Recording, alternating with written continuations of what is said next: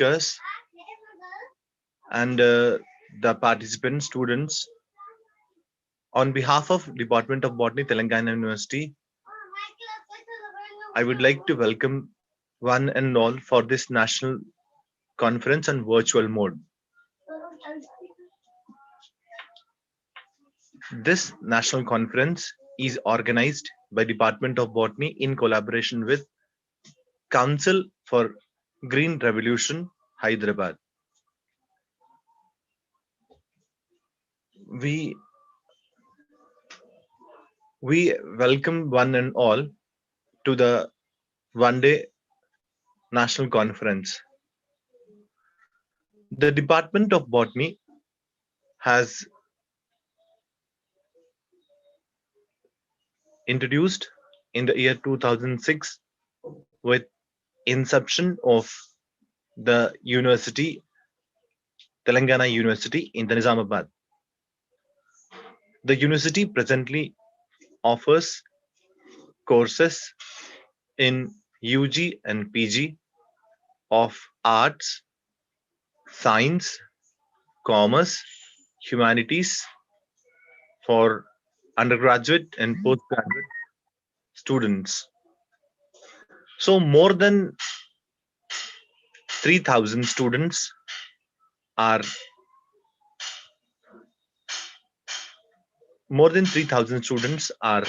on roll in the campus located in three areas, that is main campus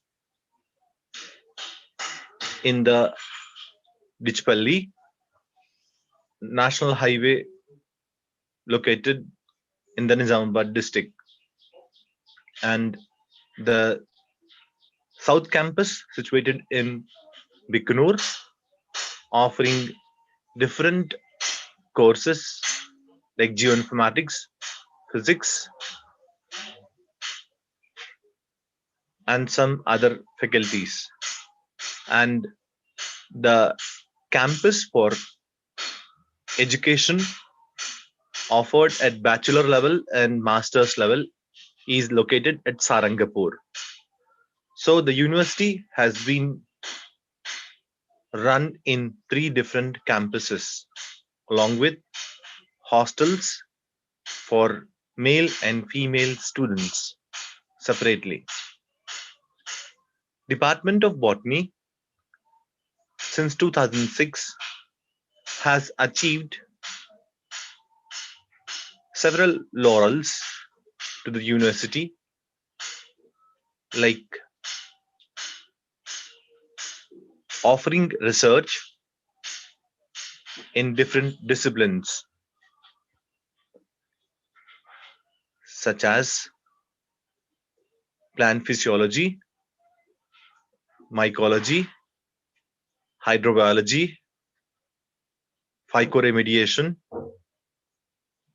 and so on. The faculty members from the department have got research projects from different funding agencies like DST and UGC, and our research scholars have availed various research fellowships of national level. Number of students have completed their PhD with the different research supervisors in the department. Presently, the department has 3 research supervisors,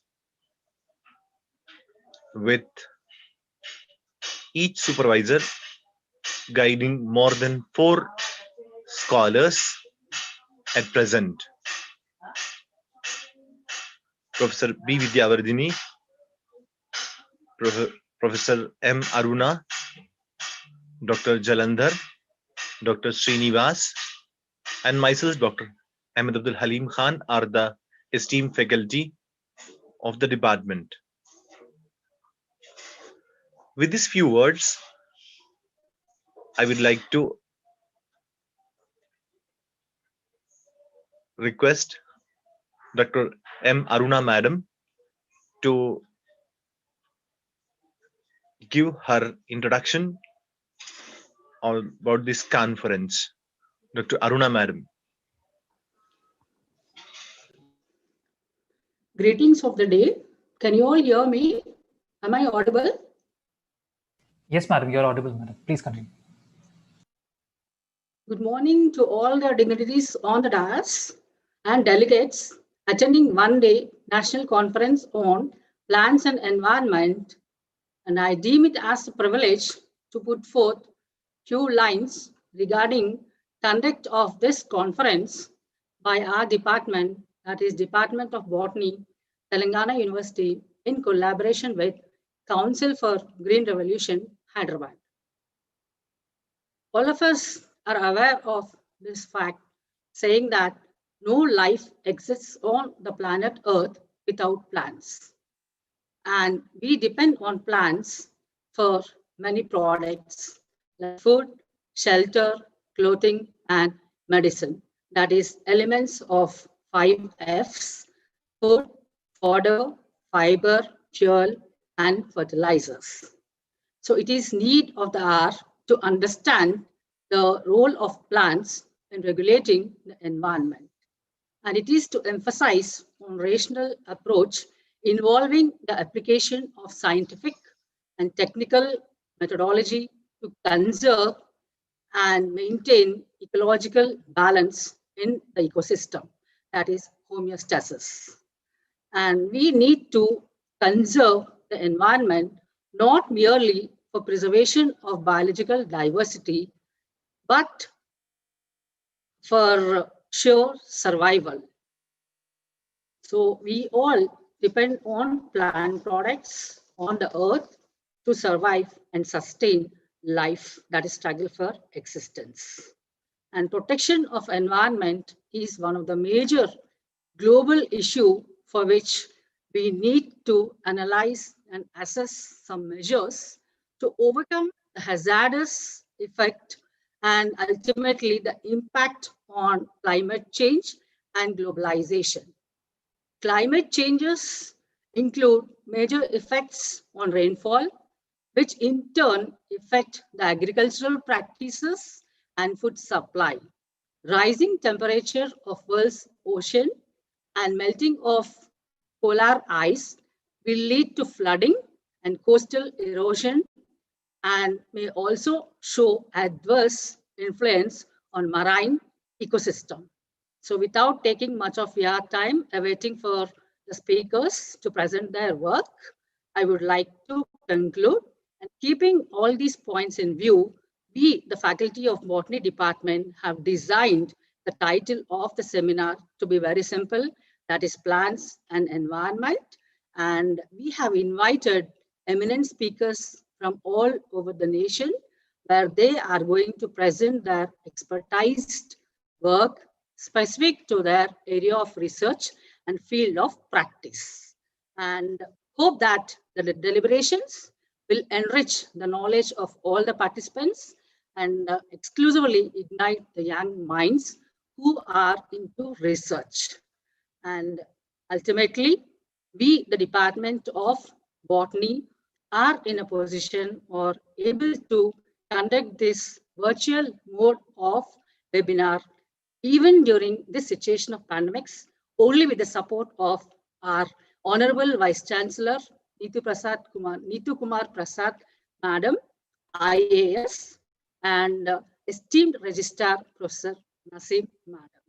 And with these few words, I am over to Alim Khan, sir. Thank you for giving me this opportunity. Thank you.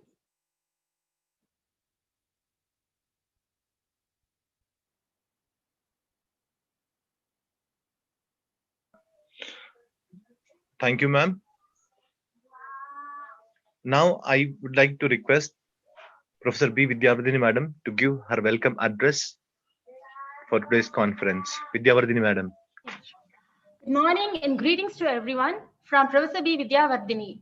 It gives me immense pleasure to welcome each and every one to this one-day national conference in virtual mode entitled Plants and Environment, in collaboration with Council for Green Revolution, Hyderabad. I, on the behalf of Department of Botany, Telangana University, would express my thanks to the Honorable Vice Chancellor of Telangana University, Ms. Neetu Kumari Prasad, and our Honorable Registrar, Professor Naseem.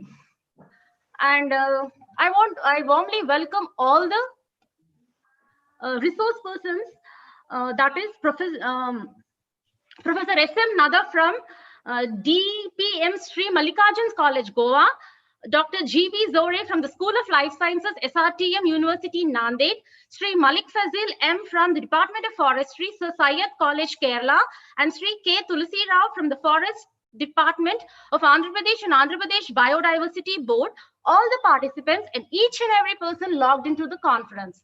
This conference gives us insights to various aspects of plant, animal, and environment interactions. The plants or the fauna play a significant role in our everyday lifestyle and are most beautiful, beneficial, and useful part of the environment. We should love and protect our plants. As Dr. Thomas Fuller aptly stated, that he who plants trees loves others besides himself. So once again, I welcome one and all and hope all of you are benefited by the conference. Hope today, that is 23rd November 2020, will be one of the best days of the years of 2020. Have a wonderful and a resourceful day. Thank you and God bless. Thank you, ma'am. Now, I request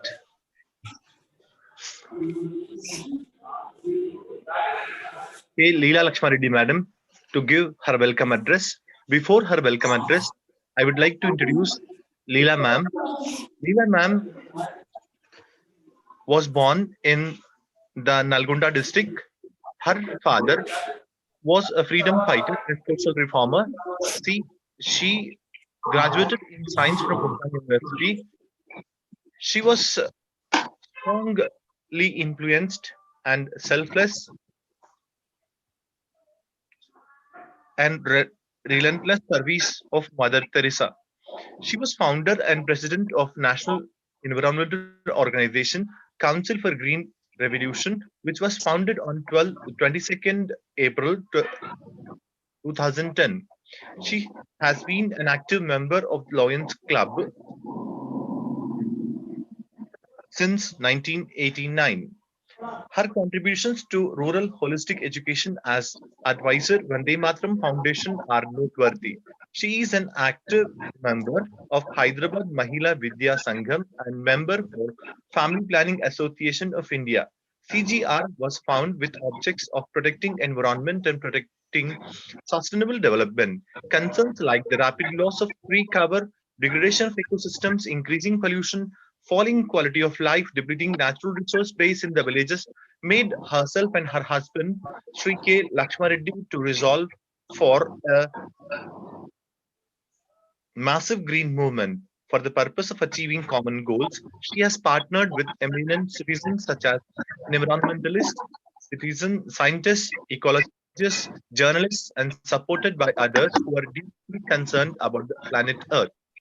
CGR main focus areas are green revolution, massive tree plantation through community participation, concerned citizens, school children, local bodies, institutions, government agencies, public sector, and private sector. So far, CGR has planted 3.4 million saplings in around the country. CGR founded Greens Alliance for Conservation of Eastern Ghats in 2011 for awareness, synthesizing the knowledge and policy advocacy for conservation of Eastern Ghats. CGR published a world-class book entitled Eastern Ghats Environment Outlook, which was released by Sri Pranab Mukherjee, former President of India, in New Delhi in 2019. For the emergence of Earth leadership for achieving sustainable development, CGR founded the Earth Center at Rengareddy District, Telangana. Geospirit programs, Earth leadership programs are conducted involving the youth and community members. CGR has actively brought several publications. Simultaneously, it is organizing a series of webinars, competitions on key sustainable development goals, relevant health, education, environmental policy, and legislation, and village sustainable development. CGR has received Haritamitra Award for 2016 and 17 from Government of Telangana. CGR also received Justice Kuldeep Singh National Award for Capital Foundation Society. The organization received Visishta Seva Puraskaram from Dr. MCR Foundation in 2019, very recently. So, with this words of introduction about Leela Lakshmareddy Madam and CGR, I would request Leela Ma'am to give her welcome address to the gathering. Leela Ma'am. Thank you, sir. Thank you for introducing me and our organization such a nice words. Ahmed Abdul Halim Kansa. Thank you very much. First of all, I want to thank Vice Chancellor of Telangana University, Neetu Kumar Prasad Madam, for giving this opportunity for our organization. I welcome all the distinguished speakers, participants, students, and others for this National Conference on Plants and Environment one-day seminar. At the outset, I congratulate the organizing committee for hosting this national conference of a great importance. I extend my cordial greetings to the Department of Botany, Telangana University, for having this collaborative program with Council for Green Revolution. It is indeed a pleasure and privilege to speak on this occasion. Briefly, I would like to share that CGR was founded to create a positive and creative response in the society for environmental protection. CGR's major focus area are massive tree plantation and restoration of ecosystems, sustainable developments, and earth leadership. The journey of the organization started with planting of saplings. CGR could plant 34 lakh saplings by involving about 10 lakh government school children in the last 10 years. At the same time, we are also working for the restoration of Eastern Ghats ecosystems. Hence, I feel it is indeed a most important occasion for CGR. As you are aware that the plants are the important building blocks of ecosystems on the earth. They are the organic link between living and non-living creation. They are very old and ancient compared to other living creatures. And they came in evolution chart about 1 billion years ago. And there are about 4 lakh plant species recorded so far. Without them, the natural history of the earth is near blank. Without them, there would be no human civilization and progress. They are sources of the food, fiber, shelter, and whatnot. I cannot equate their value in monetary terms. It's beyond my idea to enlist their ecosystem services. They are like the incarnations of saints, seeds, and hermits who are on constant meditation for our well-being. They are the cosmic connection between earth and sky. They are the source, inspiration, and enlightenment. And I fell short of words to praise them. Generations before, there were dense forests, mighty woodlands, grasslands, sacred groves, and mangroves. Tiny plants to scrubs, herbs, shrubs, tall and mighty trees. What a glorious world it was. Our cultures, ethos, and survival are all dependent on the plant communities. Where have they gone? What happened to that fabled tree world? The thought always saddened me. I'm afraid to think about their present status. We are losing forests and trees at a rapid rate. Look at the fate of primordial tropical forests of Amazonia, Central Africa, South and Southeast Asia. They're under the rate of axe, fire, plow, ranching, plantations, corporate farming, and land use changes. Many plant species are extinct and many more are near extinction. We are destroying our ancient genetic bank. We are burning the great pharmacy of nature. What a loss it is to the landscape, ecosystems, water regimes, and atmosphere. What a loss it is to the well-being and welfare of human beings. You may be also aware that our country was known as a land of forests and biodiversity. Look at it today. Very little part of India is under forests. An international study shows that India has only 28 trees per person, while Canada has 8,953, Russia has 4,461, Brazil has 1,494, US has 716, and China has 102 trees per person. We are on the least of this list. We are all aware that environmental crisis threatening the future of humanity. We are all aware that climate change is causing havoc. Every human being, every ecosystem, every organism on the planet is threatened. Few years ago, United Nations General Assembly resolved that the environmental security is one of the most important global concerns beside peace, social development, and international relations. We know that planting and protection of trees is a major action available to address global warming. Trees stop desertization, addresses nutrition, and provides health, security, and economic stability. SDG 2 and SDG 3 and SDG 15 of the United Nations Sustainable Development Goals are directly linked to the protection of plants and biodiversity. We need to stop deforestation, and each person need to plant trees and protect them. 42nd Amendment of Constitution of India mentions that environmental protection is the duty of both the governments and the citizens. As Mother Teresa said, actions are important than words. Hence, we must have conviction. Year 2020 provided us time to introspect and reorient our future. Let's start afresh to achieve a greener planet. Otherwise, we have to leave this planet. As Gandhiji said, we need to relinquish our greed and live in respect to nature. This is the occasion to remember green naturalists like Alexander van Humboldt, John Muir, and others for exploring the natural world. Let us remember the great botanists like Jager Mandel, Corliss Linnaeus, Bentham Hooker, Hitchinson, Sir Jagdish Chandra Bose, and many more plant scientists who laid their foundations of the botany. Let us remember the great plant breeders like Washington Carver, Louis Burbank, who used their botanical knowledge for the human welfare. I would like to say botanists can play a bigger role to safeguard our common future on this planet.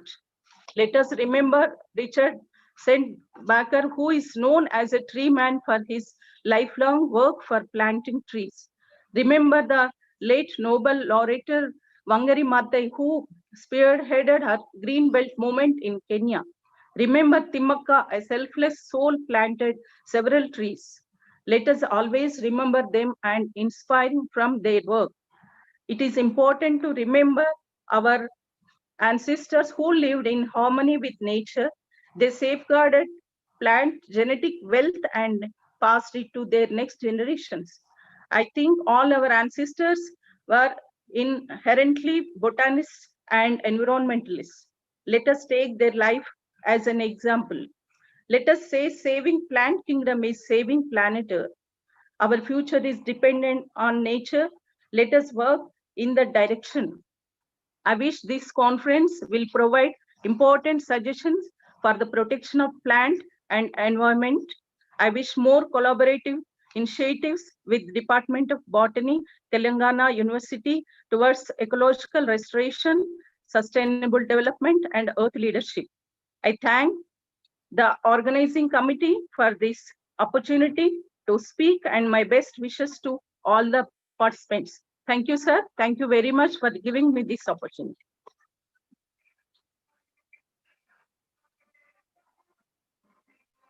For collaborating Thank you, ma'am. Thank you very much. Botany, Telangana University. Now, I would like to Ecological restoration, request sustainable development. our next speaker from CGR to give his welcome address, Dr. Sai Bhaskar Reddy, sir. Before his welcome address, I feel proud privileged to introduce Sai Bhaskar Reddy, sir. Sai Bhaskar Reddy, sir, had been contributing in the areas of environment, climate change, agriculture, natural resource management, and sustainable development aspects. He has served the communities since more than 2 decades in some of the remote and deserving parts of 18 states in India.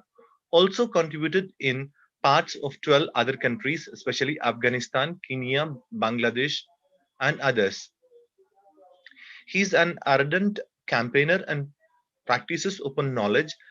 He is against patenting technologies meant for common people. Since childhood, he has inspired by nature and environment, studied double Masters of Sciences in Applied Geology from Indian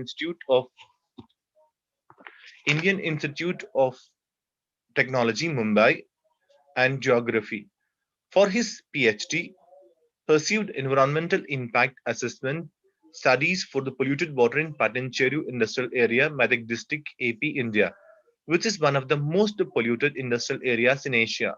Qualified the Council CSIR, Government of India Fellowship to do PhD. Presently leading disaster and climate resilience projects at TARU, founder member and vice president of Green Alliances for Conservation of Eastern Ghats, member of Council for Green Revolution, Executive Committee member, Telangana State Compensatory Afforestation Fund Management and Planning Authority, nominated by Government of Telangana.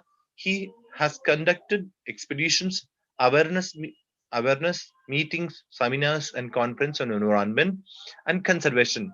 As an author, written more than 15 books covering aspects such as environment, rural energy, soil, environment, water,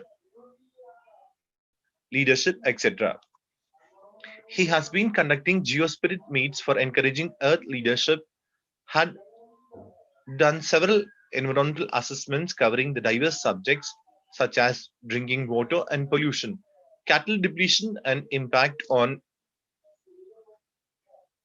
agriculture, sand mining, river pollution, river Godavari and river Ganga conservation issues, greenery, forests, etc. He developed technologies for adoption by communities to mitigate climate change, environmental and geo-ecological degradation, etc.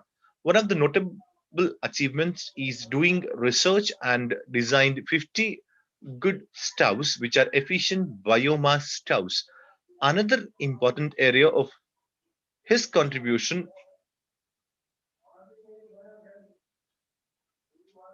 is on biocar, using charcoal produced from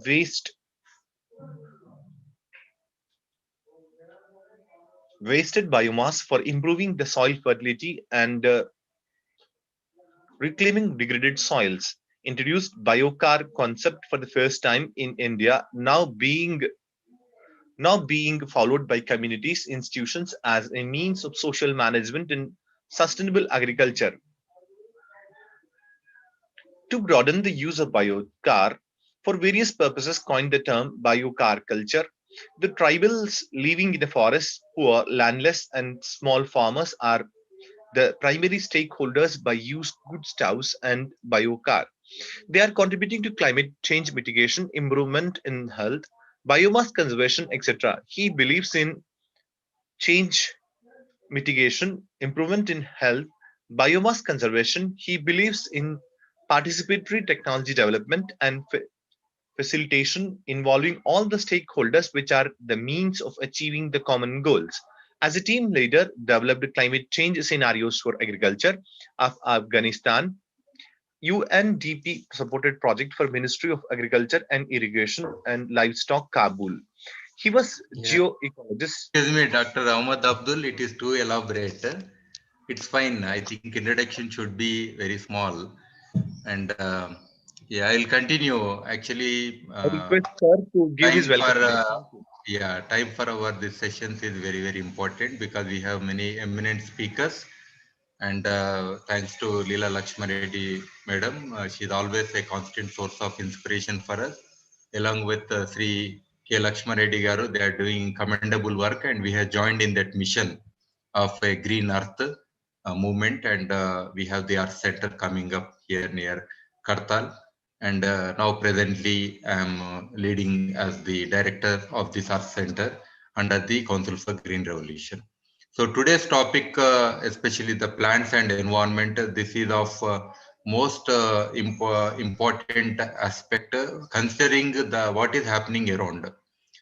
Because especially the gene pool that we consider, the native gene pool that should have been existing is almost all now that is missing, especially let us say the agriculture itself is very much artificial. I mean to say, right from the kind of seeds that we are using, to that biodiversity of all the crops especially has been highly altered, including the animals also, in the poultry, or you consider any domestic animals that we are using. And now they are also being, the genetical level, they are being altered. Apart from that, the other important concerns is even the afforestation programs or the plantations, these are having their own individual planning of few individuals, but we are not comprehensively trying to recreate the natural systems.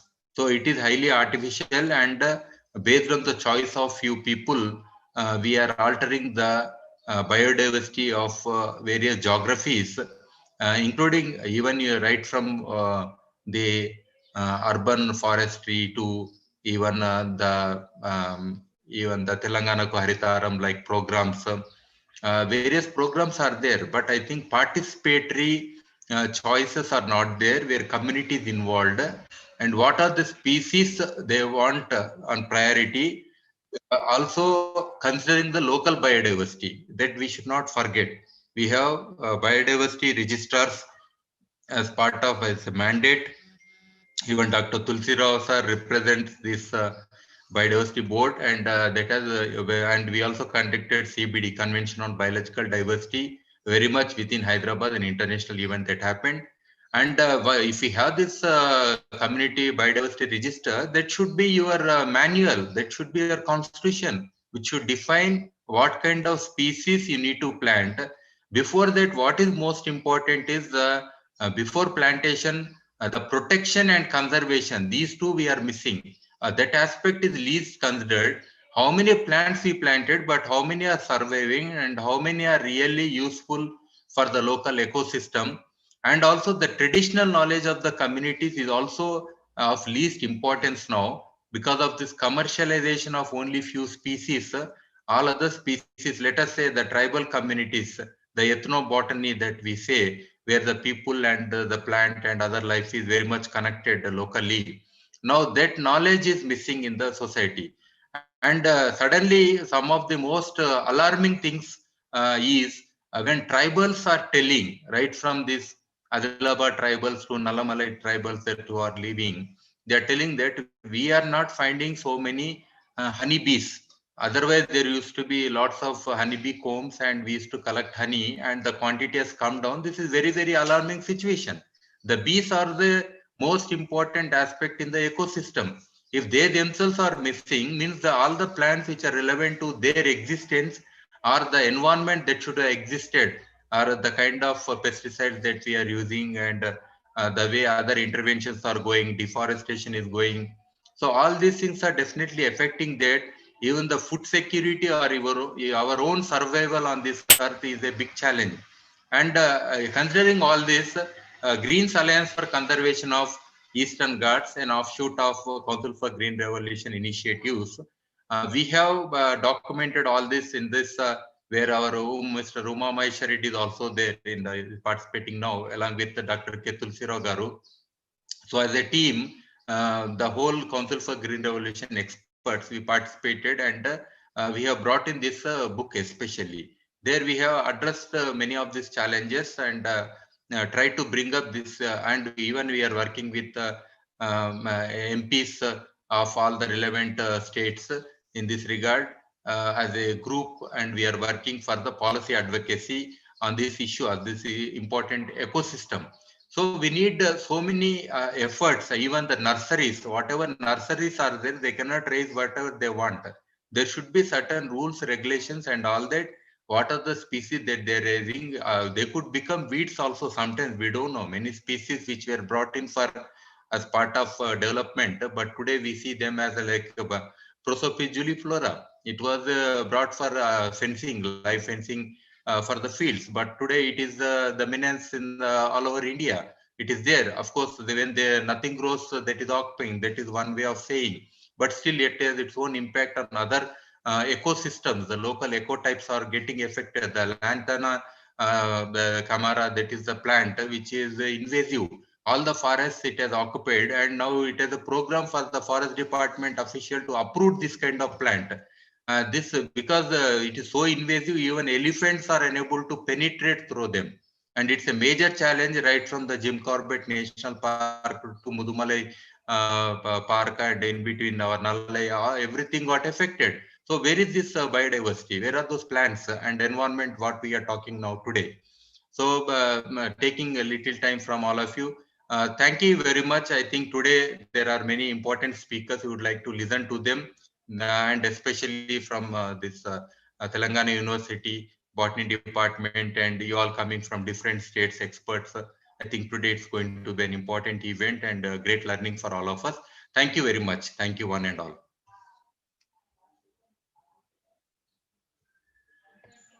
Thank you so much, sir, for your kind words. I request Honorable Registrar Madam, Professor Naseem Madam, to give her remarks on this about this conference. Naseem ma'am.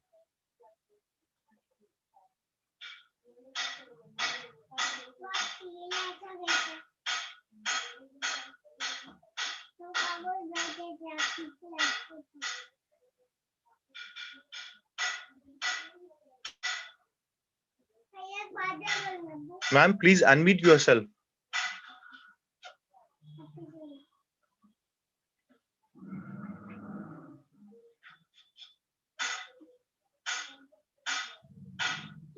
Ma'am, unmute yourself.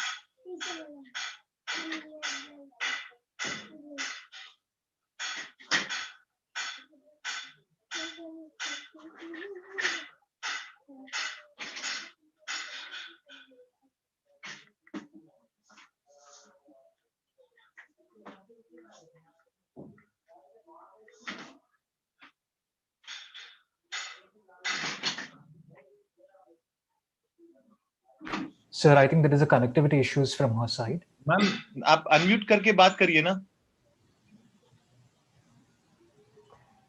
Yashwant, make madam the co-host. Maybe things will work.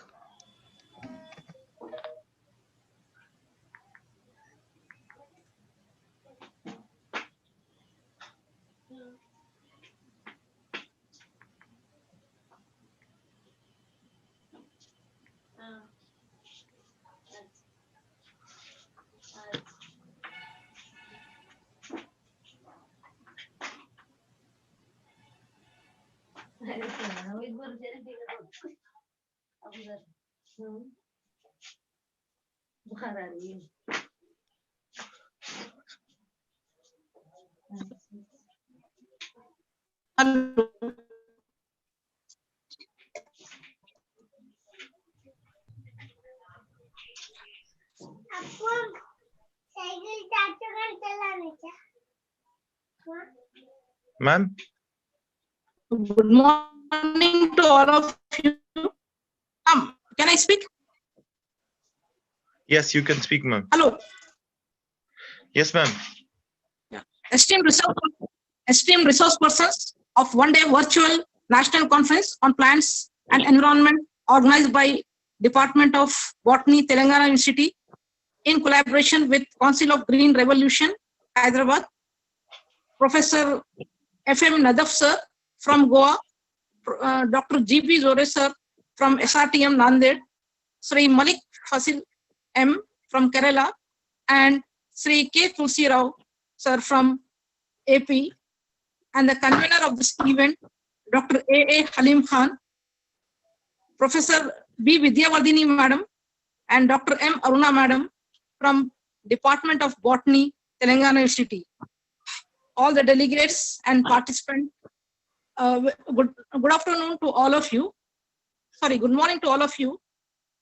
At the outset, I extend my sincere thanks to the head Botany Department, Telangana University, and the convener, Dr. Halim Khan sir, of this one-day virtual national conference on plants and environment organized by the Department of Botany, Telangana University in collaboration with Council of Green Revolution, Hyderabad. I appreciate and congratulate convener of this conference and teaching staff of the Department of Botany, Telangana University for organizing this event on such an important topic. It is highly inspiring and it is the need of the hour.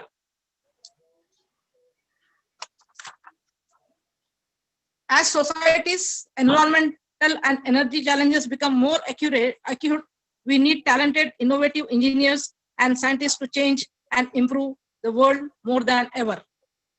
I'm sure that this seminar will be an opportunity for all the participants to meet and discuss recent innovative methods in the concerned field to protect our planet. That means ourselves by adapting healthy practices with a modern developments. Deliberations, discussions, and exchange of views would be constructive, useful, and motivating. I hope it will render fruitful results.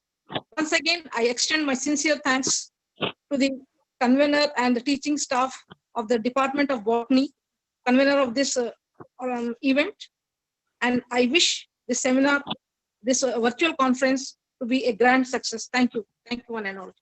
Thank you, Madam. Thank you for your great words. Now, inaugural comes to an end, and now I request Professor Vidyavardhini Madam to begin the plenary by introducing the resource person, Professor F.M. Nadaf sir from Goa. Vidyavardhini Madam, please introduce Nadaf sir.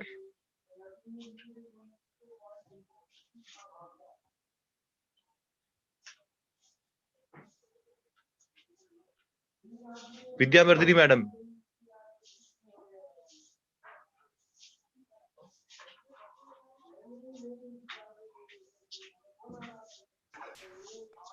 It gives me immense pleasure to introduce Professor F.M. Nadaf, who is a professor working at DPM Sri Mallikarjun College, Goa. He has a teaching experience of 28 years. He worked as a principal of Sri Mallikarjun College from 28th April 2012 to 14th October 2018. He is a research guide of Goa University. He submitted a joint technical report to the Department of Science and Technology and Environment, Government of Goa, on Cancona disaster of 2nd October 2019, which was entitled as Cancona Disaster, A Scientific Perspective. NSS program, he was an NSS program coordinator of Goa University from the year 2009 to 2011. He is a member of Academic Council of Goa University 2020 up to 2024. He is a member of Board of Studies of Geography, Goa University, member of Board of Studies, Lingaraj College, Karnataka, member of Departmental Research Committee, Goa University. He is an observer of Goa University from 2017 to 2019. He is a member, Board of Studies of Geography, Chowgale College, Mangrove, and he is an external examiner for PhD and MPhil candidates of different universities like Swami Ramanand Tirth Marathwada University, Dr. Baba Saheb Ambedkar Marathwada University, Aurangabad, Savitribai Phule Pune University, Rashtrant Tukodaji Maharaj Nagpur University, Shivaji University Kolhapur, Gondwana University, and many universities. He is a member of various professional bodies and organizations. Regarding sir's publications, he has published around 9 books on geography, environmental studies, and science. And he has written 7 chapters in different books. He has published around 25 papers in reputed journals. He writes usually popular articles even in the newspapers. He has UGC minor research project, which is successfully submitted to the University Grants Commission, Western Regional Office, Pune, which entitled Western Ghats of Goa, a Geographical Diagnosis. Then he was a resource person for various national and international conferences, seminars in different parts of India. He conducted a large number of technical sessions on stress management, disaster management, effective decision making, environmental concerns, global warming, leaderships and team building and team management. He has also received many awards like Deccan Geography Society Award, the Best Geography Teacher Award in 2015. He received the HDFC Bank Best Award of 2014. With this, I will welcome Sir to give his presentation, and thank you, Sir, for accepting our invitation.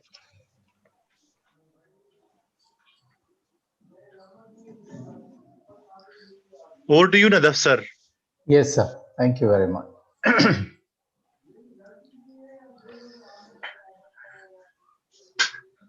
Respected Honorable Registrar of Telangana University, Professor Naseem, Dr. Aruna, Dr. Sai Bhaskar Reddy, Professor Vidya Vardhani, Madam Leena Reddy, the coordinator of this national webinar, Dr. Abdul Halim Khan, my fellow resource persons and delegates. At the outset, I feel proud and privileged to be associated with the one-day national webinar on plant and environment organized by the Department of Botany, Telangana University, in association with the Council for Green Revolution, Hyderabad. The topic selected for this conference is the need of the hour, because our planet is undergoing serious crisis. I'm sure the efforts made by the Department of Botany, Telangana University will go a long way in creating awareness on the importance of plant and importance of environment for not only the academicians, researchers, but also to the common people. Because here we have large number of teachers, and teachers are the one who create awareness in the society. So I'm sure the purpose of this conference will be surely served at the end of the day. Well, today I'm going to speak on the mangroves. I have titled my presentation as the Mangroves Custodians of the Coast. We all know that since the beginning of the earth, since the antiquity of man, oceans have served as a linkage between the human beings and the land, and they have bonded together. Nature has gifted about 123 countries of the world in the tropics and subtropics with a coastline of about 1.6 million kilometers. So all the countries are not fortunate to have a coastline. Out of 220 odd countries, only 123 countries are having coastline, which covers about 1.6 million kilometers. The coastal areas of the world are one of the dynamic and vulnerable areas. They are dynamic because every day the coastlines are changing, and especially in the age of climate change and global warming, the coastal areas of the world have achieved greater significance because we are linking the survival of the humanity, the survival of this entire planet with the coastline. There are many reasons to believe this as I discuss further. So I'll be able to unfold one thing after the another. The reason why the coastal areas, the oceans and the seas are very important because they control our climate. Because oceans are the ones, they give us rains. Oceans are the ones, they give us the food, clothing and shelter. So therefore, oceans are very important for not only the human beings, but also to the entire plant kingdom, the animal kingdom, and all the living organisms on the earth. So they have a major control on the climatic conditions of the earth. Coasts are the natural buffer zones. So on one side we have hydrosphere, on the other side we have lithosphere, and in between is the coast. The anger, the wrath of the oceans or the seas are being absorbed by the coast. So therefore we consider that the coast as the natural buffer zone. If coasts were not there, if there was no protection in the way that we have today, the entire coastal areas would have got more damage. So therefore the coastal areas act as the natural buffer zone which protects the life on the terrestrial ecosystems. The coastal areas are also very important because they supply the nutrients to the sea. So in the oceans, we have a large species of plants, animals, aquatic animals, etc. They require nutrients for their survival, and majority of the nutrients into the sea are being supplied by the coast. So therefore, coastal areas are very important. The coastal areas are also known to have rich natural resources. Not only there are resources along the coast, we find the innumerable resources even in the oceans. So some of the resources that are not found on the land are found to be are available, or they are found concentrated in the ocean. So therefore they act as a natural reservoir of natural resources. We all know that coastal areas are the big attraction for tourism. A place like Goa or a place like Kerala or any other coastal states attract tourism.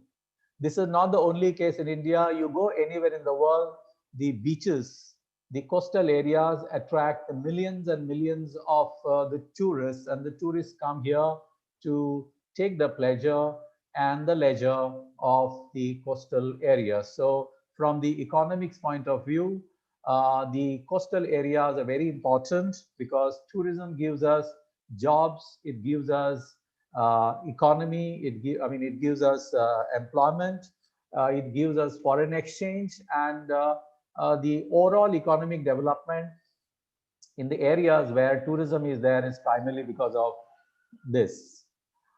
From land, we release a lot of land refuses, the waste, and the entire waste goes into sea, and sea has been absorbing all our refuses. Now today, this is another problem because we have now islands of solid waste in the oceans, because for so many years we have been sending all the waste into the ocean, and at many places now we can find the islands of the land refusals. This has been happening for a very long time. Trade and commerce, more than 50% of the trade happening between two countries is through the sea route. And we all know that the British, the Dutch, the Portuguese, they came to India through the sea route for the search of trade and commerce. So this is a very well known incidents in the history. So hence the oceans play a very important role in promoting trade and commerce. Now think of the amount of money that our country is spending in northwest, north, and in the northeast, because our country shares border with other countries, with China, with Pakistan, with Bangladesh, and with other countries. But when you have a sea or a coastline or a coast, we did not spend much of the money on the defense of the country, because the coast itself, the shoreline itself provides a natural defense to any country. That is the advantage that the coastal countries are having since the historic times. When it comes to population, it is believed that 60% of the world's population lives along the coastal areas. You think of any big city, all the big cities are located in the coastal areas. let it be London, the Tokyo, Mumbai, Chennai, Kolkata, the Mexico City, any city for that matter, whether the North American city, the South American, the Australians, the Asians, the Africans, all the cities are located along the coast. And within 100 kilometers from the coast, 30% of the world's population lives. And within the coastal zone, 60% of the population lives. So therefore, the coastal areas are very important because they are the areas of huge concentration of population. If anything goes wrong to the coastal areas, then 60% of the population directly gets affected. So these are the very important advantages of the coastal areas. Now, due to the such importance, so what nature has done is it has provided a natural defense to the coastal areas in the form of mangroves. So mangroves are not found everywhere. They are found only in the coastal areas. Again, not in all the coastal areas, but they are limited to the tropics and the subtropics. So mangroves is a very special forest, a very special forest. The word mangrove has come from the Portuguese language mangue. Mangue means tree, and whereas grove means stand of trees. So these are basically shrubs. They are found in the shallow and sandy or muddy areas in the coastal zones. The mangroves are also known as mangle. They are also known as mangle. The mangroves are salt tolerant. So normally we know that if you take some salt and go and put it or you give it to a plant by digging around, I think in no time that tree will die because our normal plants are not salt resistant, but mangroves are salt resistant. So without salt they cannot survive. As a result, they grow in saline areas, they grow in brackish areas, they grow in salty lagoon areas and also along the estuaries. The very important characteristics of these mangroves is that they can live in low oxygen area, and many a times these plants are waterlogged. They are waterlogged. The roots of these plants are not to be seen all the time. They are waterlogged. They are in a muddy condition, and the amount of oxygen available to them is very, very less. And as a result of which, the mangroves have got aerial roots. So there are two roots. One, the root which is normal, like any other tree, on which the plant sustains its stability, and because all the time the plant is submerged into the water, so it requires oxygen to survive. Hence it has got aerial roots like this, aerial roots, and these aerial roots, they come above the water and they take the required amount of oxygen.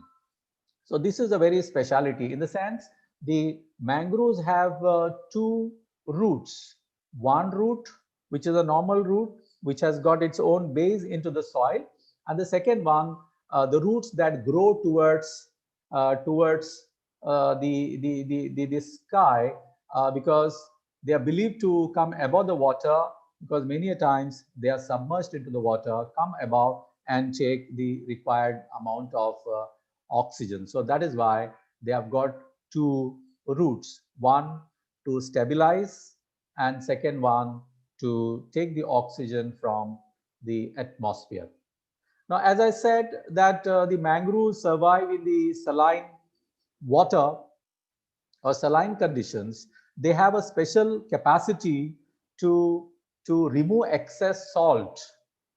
They have got two characteristics. One, from salty water they can derive fresh water, so they can extract fresh water, and they also have the ability to remove the excess salt due to the salt glands. So you can see on this particular plant lot of salt crystals are being concentrated on the leaves. So this is the excess salt that has been removed by the plant.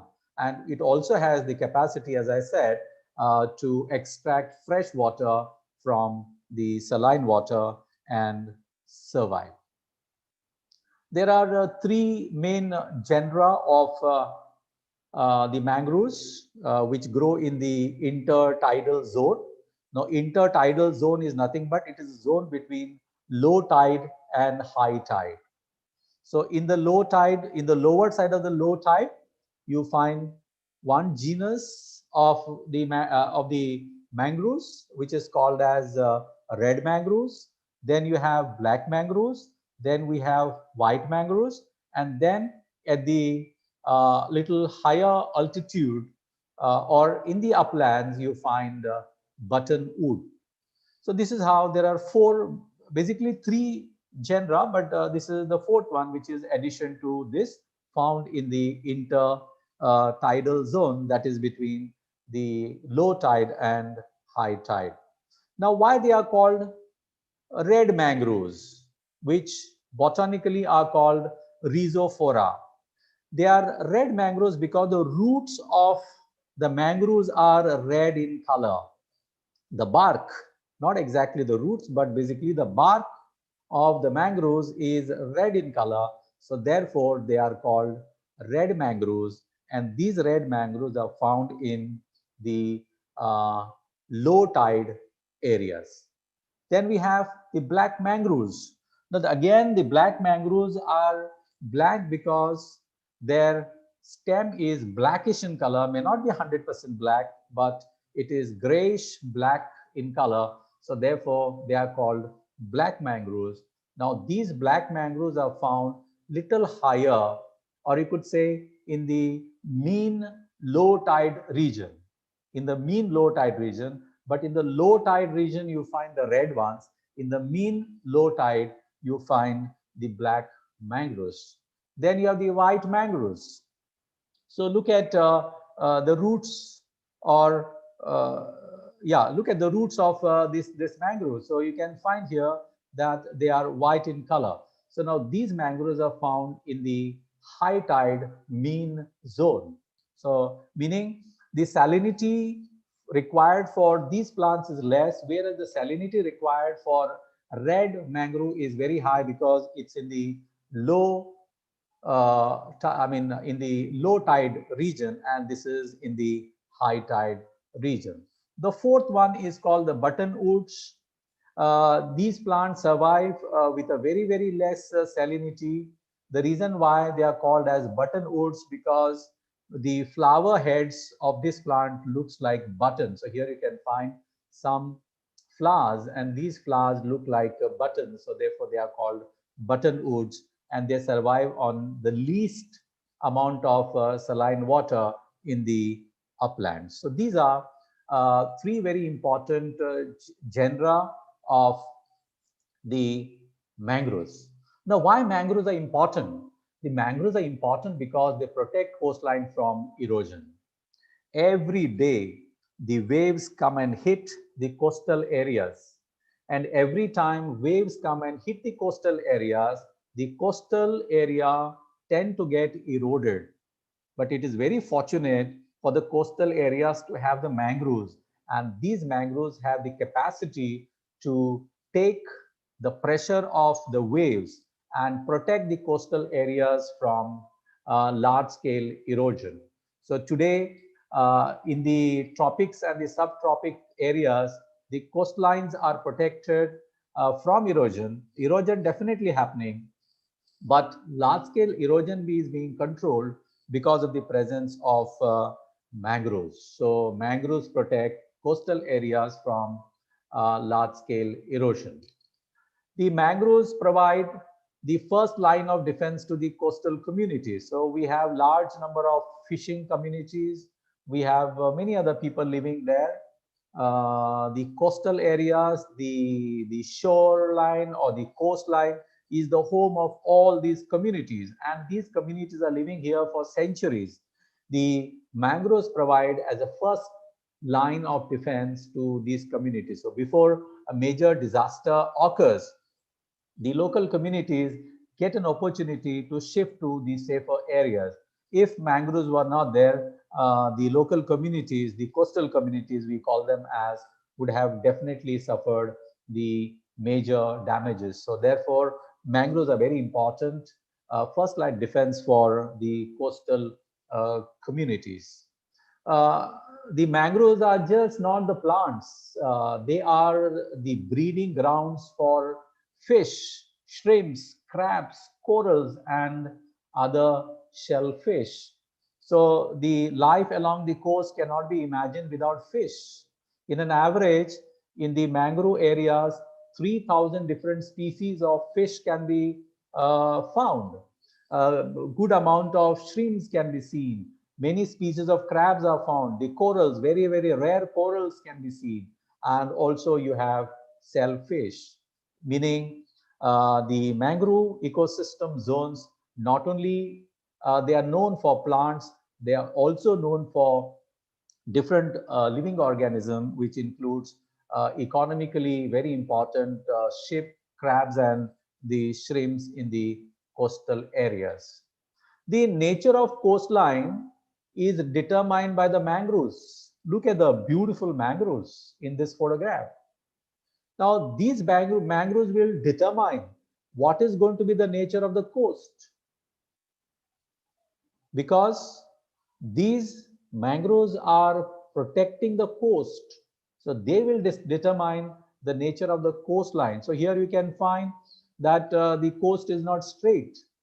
Wherever the vegetation has grown, so it has protected, and wherever there is no vegetation, the water is being flown as backwaters or the inland waters. So this is how the mangroves protect and provide a shape to the coastal areas. We are living in the age of climate change and global warming, so the temperature of the earth is increasing day by day. We have, I think, in last 300 years, increased the temperature of the earth by about 2 degrees centigrade. So in 300 years, temperature increasing to 200 degree centigrade is unimaginable. And not only that, the carbon emission has increased to highest in the entire history of the earth. But the answer to control carbon emission lies in the mangroves. A normal terrestrial forest, whatever carbon it stores, the mangroves can store more than 10 times per hectare carbon. They can store so much of carbon. So therefore, if we start making the habit of regenerating mangroves, because mangroves grow automatically.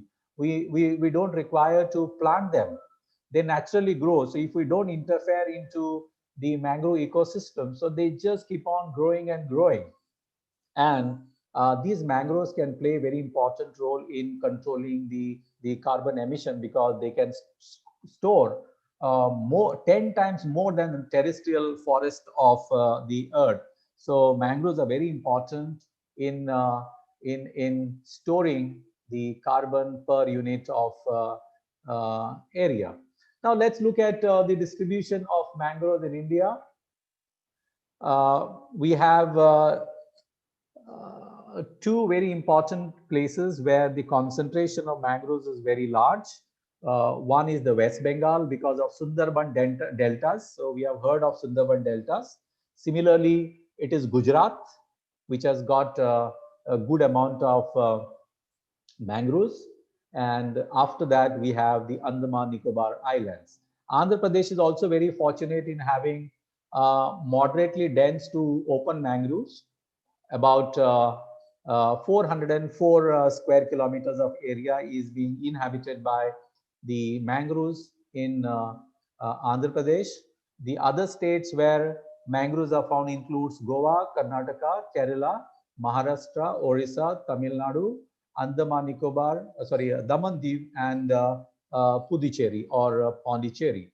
Pondicherry and Andaman the Daman and Diu, they hardly account for some amount of mangroves, but other states have got sizable. Even Kerala is not having much, but other states have got a considerable amount of area under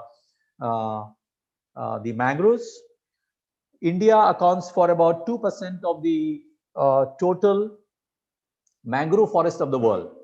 So in the world, we have about 2,14,000 square kilometers of area under forest, that is the mangrove forest, out of which 4,921 square kilometers of mangrove forest is in India. So it means that our mangrove cover accounts to about 2% of the total the mangrove cover of the earth. And whereas when it comes to India's forest cover, if you compare with the forest cover of India with the mangrove cover, which is only 4,921 comes to about 0.15% of the total the forest cover of our country. So these are the pockets I've already told you where we find the mangroves in India. You have Sundarban mangroves, Mahanadi mangroves, Krishna Godavari mangroves, Andaman Nicobar mangroves, Kaveri deltaitic mangroves, Goa mangroves, Ratnagiri mangroves, and the mangroves of Gujarat. So these are the pockets where you find very rich mangrove forest or very rich mangrove community or mangrove ecosystem. Globally, as I said earlier, that 240 square kilometers of area is covered by forest, that is the mangroves. About 49% of the mangrove is found in Asia alone. So Asia is a very important continent where we find the mangroves. And apart from this, you also find the rich mangroves in the Central America, then along the coast of Africa, along the coast of North America, and also along the coast of the Australia. So these are the pockets where you find the mangroves globally. It'll be very interesting to understand, as I have already said, that they are found only in the tropic and subtropic. So you will not find them in the temperate and polar regions, because temperature is a very important condition for their growth apart from the saline conditions.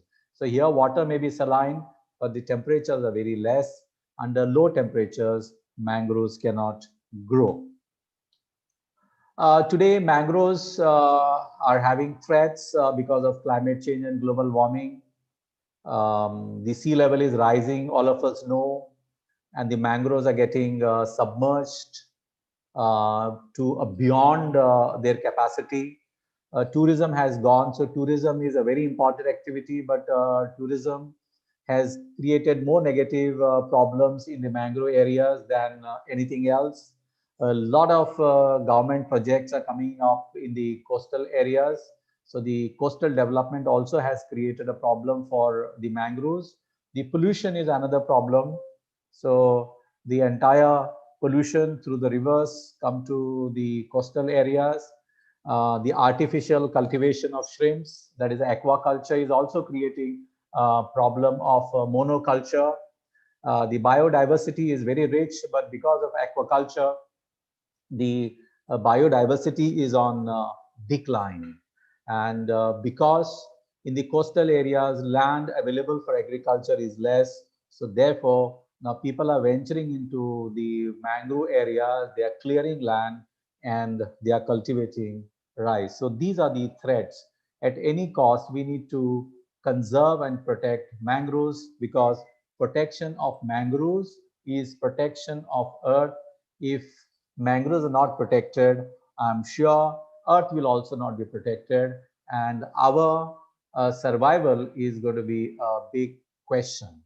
So with this, I stop here.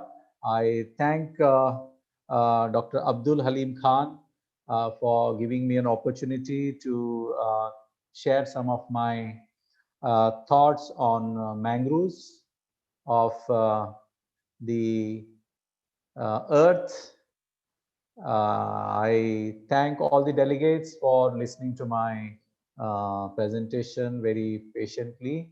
Once again, thanking Department of Botany, the Council for Green Revolution Hyderabad for inviting me to share my thoughts on the mangroves, the custodian of the coast. So because the mangroves are there and they are acting as custodian, all of us are surely safely living in this particular earth. Thank you very much once again. Thank you, sir. Thank you for your very colorful and detailed glimpse on mangroves. In such a short span, you have given a beautiful, colorful opening for the one-day national conference on virtual mode. Department of Botany and CGR both humbly express our heartfelt thanks for your kind participation. Thank you so much, sir. Yes, Dr. Abdul Halim Khan sir, thank you very much for giving me an opportunity. You told me to restrict myself within 30 minutes, so I think I have done my job, because I want other people also to share, because talking more and boring everybody is not advisable in the virtual mode. Thank you very much. Thank you very much. It was a great pleasure to have you in this virtual mode conference. Now I request my colleague, Dr. Jalandhar, to introduce our next plenary speaker, Mr. Malik Faisal from Kerala. Dr. Jalandhar, over to you. Okay, sir. Thank you, sir. Very good afternoon to all of you. Myself, Dr. V. Jalandhar. And it is my immense pleasure to introduce Malik Faisal Mudala. He is working as Assistant Professor and Head Department of Forestry, Sir Syed College, Talipamba, since 2011. Malik Faisal sir completed his undergraduation from Forestry, Kerala Agriculture University, Kerala in 2007, and PG in Forestry from Kerala Agriculture University 2009, and now he is doing his PhD in Forestry from Mahatma Gandhi University, Kottayam, Kerala.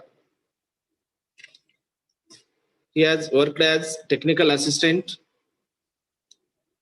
Livestock Research Station from 2008, 16 to 2008 to 16/7/2008, and also Research Assistant, Department of Wildlife Science, College of Forestry from 2003/12, 2007 to 17 to 2008. And his area of interest is forest ecology, biodiversity, and conservation biology. He has held different posts.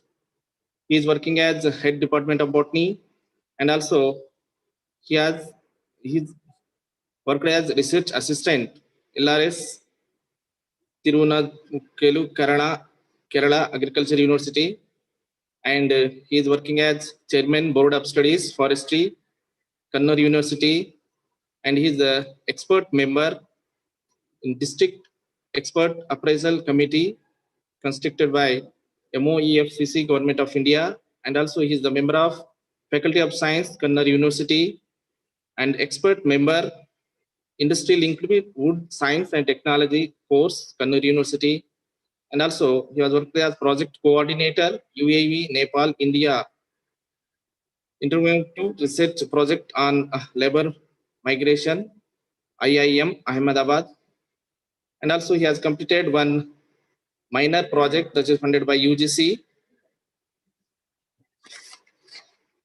and also he has attended many trainings, and also he has attended so many national and international seminars. And also he has different memberships in the different journals. Like at the same, he has published one book and also 4 chapters in different books. And also he has published different research articles in the different international and national journals. Thank you, sir. Thank you so much for giving me this opportunity. Over to Dr. Halim Khan, sir. Thank you, Dr. Jalandhar. I welcome Dr. Malik Fasil. Please, Malik Fasil, sir, over to you. Thank you, Dr. Jalandhar, sir. Halim, sir, am I audible? Yes, you are very clear. Okay, thank you. So, respected Registrar of Telangana University, Professor Naseem, and the respected dignitaries in this online conference, and other my fellow resource persons, and all other participants. First of all, let me thank the Department of Botany, Telangana University, for giving me this wonderful opportunity for presenting some of my thoughts and regarding this wildlife conservation outside protected areas in India. So let me share my screen.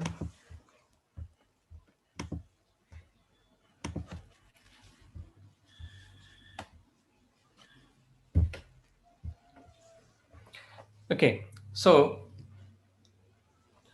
today I am going to discuss with you an important, very important topic regarding the wildlife conservation of India, the conservation of wildlife outside the protected areas. So before going to my presentation, what is wildlife? Its definition is simple. Anything growing as wild can be called as wildlife, or any undomesticated fauna and uncultivated flora, we can call it as wildlife. But when we talk about wildlife, the first thing come to our mind is the mega charismatic animals like the elephant or gore or this rhinoceros and all. We are completely ignorant about these small creatures, the invertebrates or the plants, etc., etc. So the wildlife, which encompasses all the uncultivated flora and undomesticated fauna, that should be in our mind before starting this presentation. So regarding the conservation thoughts, the early conservation thoughts or the evolution of conservation biology, this is generally world over the early thoughts in 1800s regarding our conservation point of view was the romantic transcendental preservation ethic. It was put forward by John Muir in 1800s. So that means the God created the nature or the forest or the wildlife and all, and we have to protect them only because of the sake of the God. If you are exploiting the wildlife or exploiting the nature, means we are undoing the work of the God. So that was our conservation thought. Okay, then later in early 1900s, the resource conservation ethic or utilitarian the utilitarian school of thought came into being, and the Gifford Pinchot was the main propagator of this school of thought. That means the nature is for our use. It is for anthropogenic use. Okay, all the natural resources are for use of human beings. So that was the school of thought during these early 1900s. And in late 1900s and 1960s onwards, Aldo Leopold and all put forward this evolutionary ecological land ethics. That means these every organisms are interconnected. Okay, so it came into being in an evolutionary process. So if we are not protecting one organism, that will affect the other organisms as well in the ecological community.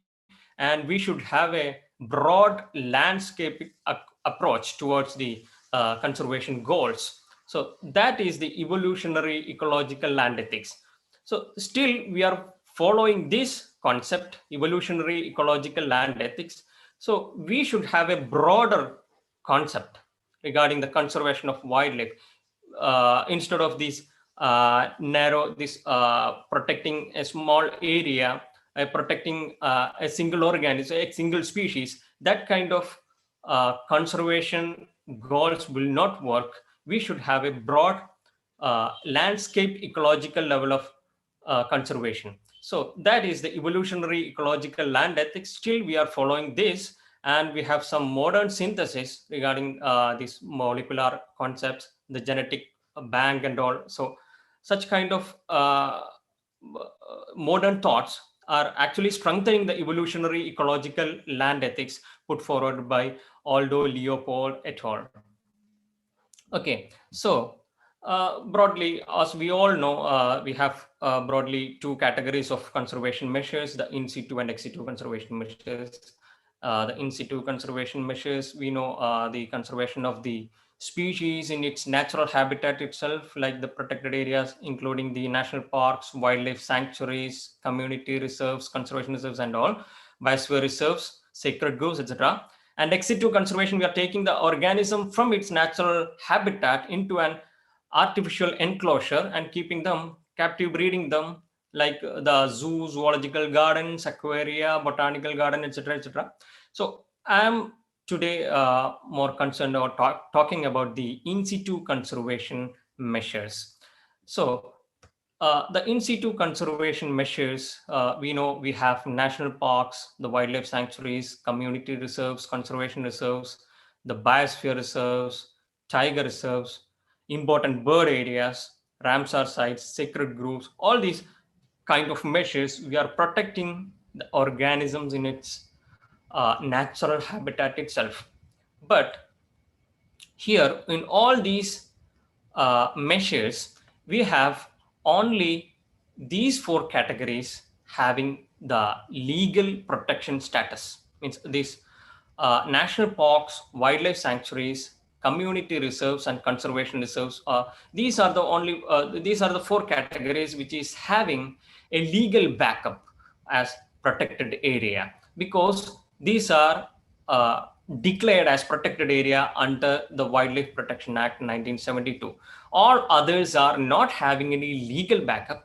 They are all just designations for the places by some agencies, or it is not having any legal protection status. So the protected area, defining a protected area, this is a global definition put forward by the IUCN. Okay, so the term protected area was actually defined in the Fourth World Congress on National Parks and Protected Areas. It defines an area of land or sea especially dedicated to the protection and maintenance of biological diversity and of natural and associated cultural resources, and managed through legal or other effective means. Okay, so this is a global, universally following definition of the protected area. But in Indian context, we are using the definition of protected area, which is given in Wildlife Protection Act 1972. The clause 24A defines a protected area as a protected area means a national park, a sanctuary, a conservation reserve, or a community reserve notified under the respective sections. Okay, so these four categories only forms the protected area as per the legal definition. Okay, the Wildlife Protection Act 1972. So if you are submitting a proposal, or if you are if any offense happens in a forest area, whether it is falling in a protected area, this definition works. Okay, if it is in a national parks or a sanctuary or a community reserve or a conservation reserve, then only we can call it as it is in a protected area. So then only this punishment or that kind of things will work. Okay, so that is the protected area definition in India or status in India. So coming to the brief history and development, I'm not going into detail. The first national park came in 1935, okay, before the independence. And it was later in 1967, it renamed as Corbett National Park, and the first wildlife sanctuary came in 1936, the Vedandangal in Tamil Nadu. And independent India was designed to preserve its natural resource base through state control of common land, water, forest, etc. So after that, the number of protected areas increased. Okay, when the 1972 Wildlife Protection Act was enacted, that was a milestone. Okay, so which brought more number of area under the protected area status. Okay, so after that enacting of these 1972 Wildlife Protection Act, we had a rapid increase in the number of national parks and wildlife sanctuaries. So the total number of protected areas prior to the implementation of Wildlife Protection Act was just 5. Okay, after that, this increased along with the Joint Forest Management JFM started in India in 1988. It was started in West Bengal and later in other part of the country. So that also one of the reason for increasing the national parks and wildlife sanctuaries in India, because the local people were also included in the planning and implementation of the conservation measures in these protected areas. Okay, so later now we have several questions in our mind, like are these national parks and wildlife sanctuaries enough for wildlife conservation in India? Or the protection to some forest patches alone is enough for the conservation of wildlife in India? Or are there any wildlife rich areas outside the notified forest areas? There are many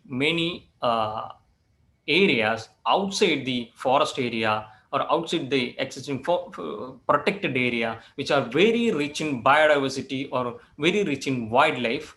So in 2002, our this 1972 Wildlife Protection Act was again amended and included 2 more categories, this community reserves and conservation reserves, okay, to address the conservation of biodiversity or wildlife outside these protected areas, outside the national parks and wildlife sanctuaries. Okay, so community reserve, the private area or the land owned by the private people, but which is very rich in biodiversity, then we can declare it as community reserve under the provision of this act. And the conservation reserve, the area is owned by the government, okay, the revenue land maybe, so which is outside the forest, not owned by the forest department. Okay, so such area can be, if it is rich in biodiversity, that can also be declared as conservation reserve based on this the provisions of this act, this amendment. And including those 2 categories, the national parks, wildlife sanctuaries, conservation reserves, and community reserve, we have a total of 903 protected areas in India. It's a big number actually, right? It's a big number. When we talk about this number of protected areas, it's a 903, it's a big number, but I will show you what is the reality. Okay, so later in 2006, the Wildlife Protection Act 1972 again amended and brought the tiger reserves also. The tiger reserves, the Project Tiger, it was started in 1973, and all over India we have declared tiger reserves. And in 2006 amendment of Wildlife Protection Act brought these tiger reserves also under this act, under the purview of the act. But here it is actually not adding a new category of protected area. Almost all the tiger reserves are a part of either a national park or a wildlife sanctuary. So it overlaps with the existing the protected areas. And also these tiger reserves are not included in the protected area network in the act. So still we have 4 categories of protected area: the national parks, wildlife sanctuaries, community reserves, and conservation reserves. Okay, and as of now, as of this December 2019, we have a total of 101 national parks, 101 national parks. Okay, in the previous year it is 2000. In 2018 it is 104. Don't get confused. The 3 Button Islands in Andaman Nicobar was clubbed to form the Jhansi, this Marine National Park. So that is this 101. Okay, and we have 553 wildlife sanctuaries and 163 community reserves and 86 conservation reserves. So total we have 903 national parks, 903 protected areas. Okay, so as I said, it's a big number, 903 protected areas in India. But when we talk about the area of coverage, okay, the percentage coverage of the country, it is just 5% of the country. This much protected area covers only 5% of the country, total geographical area of the country. And most of the elephant habitats, see this, more than 80% of the elephant habitats outside these protected area, and this leopard, tiger habitats, etc., are outside this 5% area. We know that this 5% geographical area of the country is not at all enough to accommodate this much of as per the population of the wild organisms, that is not enough. And also outside this forest area, we have several other biodiversity rich area. We have some facts and figures regarding the conservation point of view in India. India is one among the 17 mega biodiversity nations. We have 2 biodiversity hotspots. India is just 2.4% of the world's geographical area, but we are having 11% of the flora and 6.5% of the fauna of the world. And we have more than 46,000 species of plants, of which 35% are endemic, and we have more than 75,000 animal species. So this much biodiversity we have, this much organisms we have, that much habitat we have in India, and only 5% of the land area of India is under this protected area status.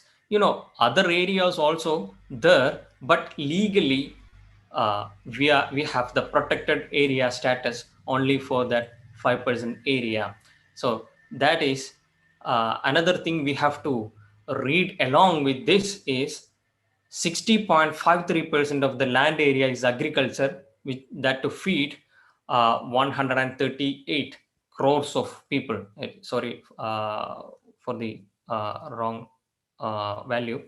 It's 138 crores of people. So that indicates the pressure we have in our natural habitat. Okay. So in our natural habitat, we have that much anthropogenic pressure, and we have only this much area under protection status. And later, when the theory of island biogeography proposed by this MacArthur and Wilson in 1967, that also led to several debate all over the world that means we need a single large reserve or several small reserves. Means several small protected area is better, or a single large area, or the large reserves are better than several small ones. Okay, there are other side also. Some scientists, they are arguing that several smalls are better. So that kind of thought is also there. When we talk about the scenario in India, is the single large or large reserves are better than several small reserves. So in line to that SLOS debate, or in line to that theory of island biogeography, we have several studies conducted in India. A study was undertaken by Wildlife Institute of India in 1988 and again in 2002, and they found that the protected area network in India is inadequate. Okay, and also the global gap analysis by Conservation International in 2003 also showed how these protected areas around the world are not sufficient to meet the conservation needs. Okay, so all these along, there are several other studies. Even in 2020, like Shetri and all, they had a beautiful study regarding this conservation beyond protected areas. Okay, so several studies are there. All these studies triggered debates and studies to review existing protected area and identified areas of concern outside the protected areas across the different biogeographic zones in India. There are very unique habitats outside the protected areas that we have to identify at regional level, at local level. Okay, we have the mangrove forest, in the previous talk, Professor Nadav very beautifully narrated the importance of the mangrove forest in India. And there are several wetlands which are still not having any protection status, means other than this revenue department's regulation measures and all, we don't have any wildlife related protection status for this wetland area. And the riparian habitats, the tropical swamp forest, the laterite hillocks, especially in the west coast area, this along with that western ghats in the west coast, between this sea coast and the western ghats, in between that we have a belt of laterite hillocks starting from the Kerala to the Dapoli in the Maharashtra. It's a very unique habitat, this laterite hillocks, but it is not at all coming under any of the acts, any of the protection status. Okay, so the sacred groves, the Shola forest, the grasslands, the alpine meadows in the Himalayan, so and these several areas of especially the sandalwood area, the red sanders area, etc., etc. So several areas are there outside the forest, outside the protected area. Also, we should have a species specific habitat or conservation strategies that must be identified at local level. The species specific habitat, which is endemic. So in Kerala, we have these laterite hillocks, and in last 5 years, there are several studies coming out with some endemic plants seen only in the laterite hillocks. But these laterite hillocks are not at all protected, and they are under severe mining for the granite stone and also for laterite stone. Okay, so such habitat should be identified at local level, and we should have protection measures. Okay, and the species specific strategies, conservation strategies also we should develop. That is possible only through research. But here the main problem is, if you are applying for a research proposal, if it is falling in a protected area, the chance of getting funding is more. And also the other cases are also there. If it is a key species, you will get funding for research. Okay, but studies are very less in our area. I can tell you one classical example regarding this. The Salomon fish, it's a migrating fish. Its breeding ground is in fresh water and the upper reaches of the river. And after this hatching, after spawning, these fishlets travel through the freshwater rivers for thousands of miles, taking 1 or 2 years, and they reach the ocean, Atlantic Ocean or Pacific Ocean. Two different species are there. Okay, and they spend rest of their life cycle till their adolescent. They become adult. They spend their life in the ocean, and after that, for breeding again, they will go to their again to the freshwater habitat in the upper reaches of the river. So they travel, they migrate through this river, across this flow of the river, even the fast flowing river, they travel across the river, and they reach to the even they have different obstructions during their travel. Even the waterfalls, like they have a special ability to jump across the waterfall, and they move, they swim to their that origin place, where they took birth. So that same location they will reach even after years. So they use a special kind of olfactory signals for this, for identifying that particular river. So there are different studies, very interesting studies in this salmon migration. You can get it through literatures. And they have different obstructions, including the predators, okay, the grizzly bears and all. So this salmon migration through this river is that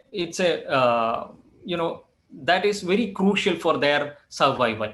So these hydel projects, construction of dams across these rivers, that actually creates obstruction for the travel of these salmons. So what the very beautifully designed conservation measure, or the this while constructing these dams or hydel projects, they are building specialized fish ladders for the free movement of the salmon fish. So salmon fish have a special ability to jump across these small waterfalls, and they jump through these fish ladders, and they move across these dams. So this is it's a vision by the or it was developed through research and all.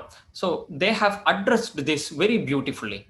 Okay, the people, the government, etc. of that area, they have identified this very beautiful, and their engineering work is brilliant work. So we too have such organisms or species around us outside the forest.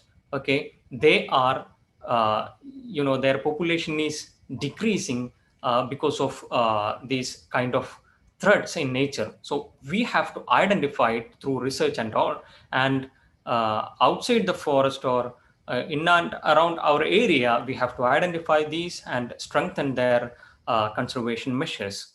Okay, so we have several other categories of protected areas. As I said, we have Ramsar sites, the elephant reserves, important bird areas, biosphere reserves, the wetlands of international importance, UNESCO heritage sites, key biodiversity areas, etc. So even though this is not having the legal protection status, we have to conduct research and all in this area. It is if you are conducting the research in a Ramsar site, you can go for funding and all. So we should have more research and all in this. And also these areas we should upgrade into this protection status. The government or the policy makers or the forest officials and all should think in that line these areas which are very rich in biodiversity should be upgraded to or should be brought under the provision of the Wildlife Protection Act 1972. And this key biodiversity area, as I said, it is it is put forward by IUCN. They are identifying these key biodiversity areas. These are vital habitats for the threatened plant and animal species in terrestrial, in land, in freshwater and marine ecosystems. And in order to declare an area as key biodiversity area, there are 11 criteria under 5 broad categories. Okay, so that is very comprehensive. That is very, it's a very important key factors are there. So while analyzing those factors, by examining all these criteria, IUCN has identified 531 key biodiversity areas in India.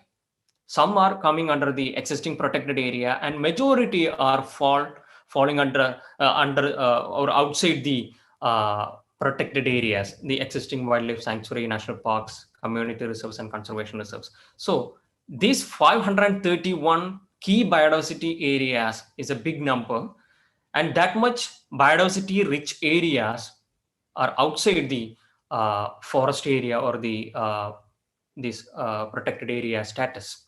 So that indicates how important is our landscape is, and we are protecting a narrow part of our this very important wildlife rich area. And it was in 2009 the government of India brought a very beautifully a very good conservation measure, this integrated development of wildlife habitats, and that was in 11th 5-year plan, and they have dropped it in 2012, I think. So that was for that period only, and it was a centrally sponsored scheme, and it is having 3 components. Okay, a support to the existing protected areas and protection of wildlife outside the protected area, and the recovery program of critically endangered species. Okay, so based on this, the areas in India was identified and designated as high value biodiversity area, HVBAs, high value biodiversity areas. So all those areas were outside the protected areas. I have listed just 10 areas in Kerala. We have identified they have identified HVBAs in Kerala, and they were funding for several research and conservation measures and all for those areas. So such measures, even though that was for that period only, such measures are needed for conservation of our biodiversity outside the forest area or protected areas. Okay, so there are several limitations for these conservation strategies in India. The reason for conservation have been largely aesthetic. Okay, we are not considering the socio-ecological aspects. Similarly, most of the institutions and instruments are assuming spatially and temporally static situations without considering the long-term the conservation goals, without fixing the long-term conservation goals, and also the area. We are limiting the area because of some other reasons. Okay, political or some other reasons. We are fixing the area. We are drawing the outline of the protected area, but the animals don't know that outline area. So their home range is bigger than the outline drawn by the people, the officials. Okay, so the conservation is considered primarily at human landscape perspective.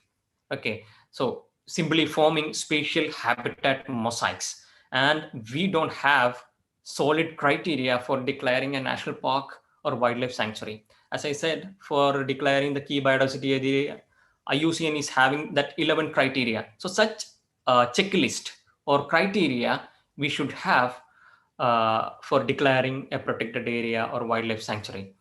And the conservation relies heavily on protected areas, even though the ecological corridor function is still unclear. And also the invertebrates are underrepresented.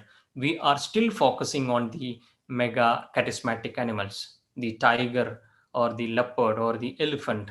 Like we are not addressing the small creatures in this protected area or conservation point of view.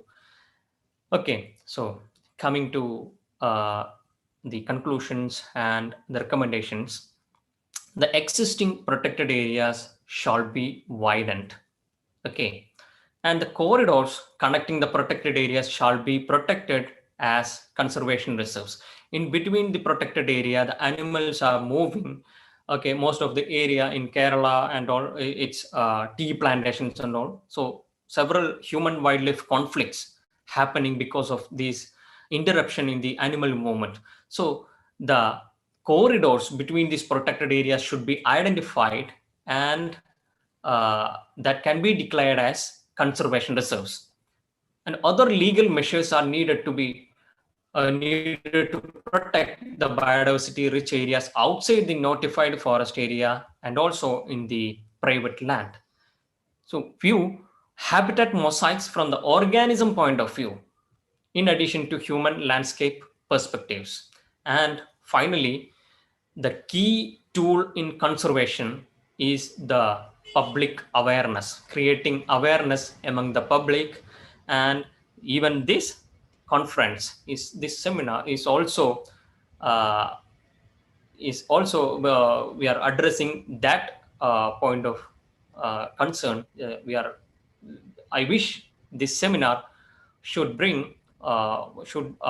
create more awareness among the public through dissemination of whatever recommendations or the outcomes of this seminar through dissemination and all. So thank you. I think I have restricted my talk into half an hour. So sorry if I was hurry. Okay, Dr. Halim, sir. Thank you, Dr. Malik. You are very good in your presentation, and your presentation really has made our conference very, very addressive in the way. What the CGR and what the title we have given for the conference, that plants and environment, you have really given so much inputs about the conservation strategies, not only in one particular area, but you have covered almost all the protected areas, how they should be, how the strategies should be, and what are the shortcomings. You are very detailed in giving conservation practices that to be followed.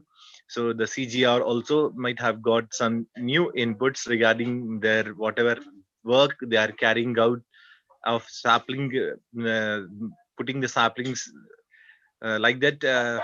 I thank from my bottom of heart to Mr. Malik Faisal for his acceptance as a resource person and giving such a beautiful talk. Thank you so much. Now I request our colleague Dr. Devraj Srinivas for introducing our next speaker, Dr. Gajanan Balasaheb Zore. He's our next speaker for the session. Dr. Srinivas, over to you.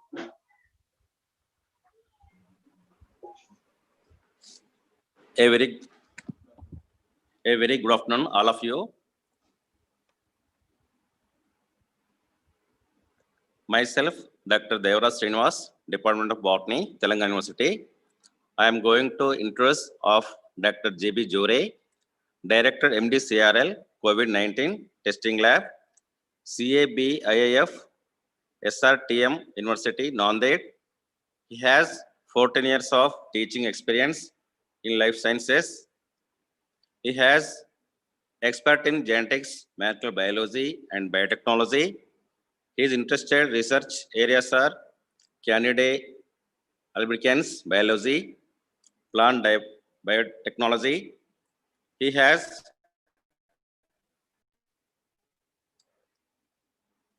completed 7 research projects, major and minor. He has guided 6 PhD scholars. 3 members were awarded PhD degree and 3 members are still working. He has published 18 research articles in national and international journals. He He has one patent, US provisional patent. He has organized 2 international conferences and 3 national level conferences. He was member of American Association Advancement of Science USA 2015 to 18, American Society of Microbiology USA 2015 to 18, Society of Biological Chemists India 2004 to 5, Indian Society of Michael P1 Pathal India 2004 to 7, Moving Academy of Medicine and Biomedicine Pune 2006 to 9. Thank you, one and all, for giving me this opportunity. Thank you.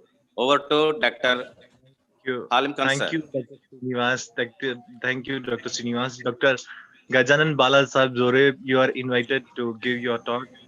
Please welcome to the one-day national conference in virtual mode. Thank you. Thank you, Dr. Halim.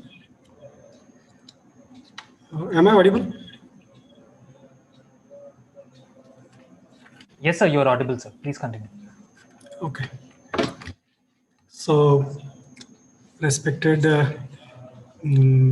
chairman of this session, Registrar of Telangana University, Dr. Naseem, my friend and organizing secretary of this program, Dr. Halim Khan, fellow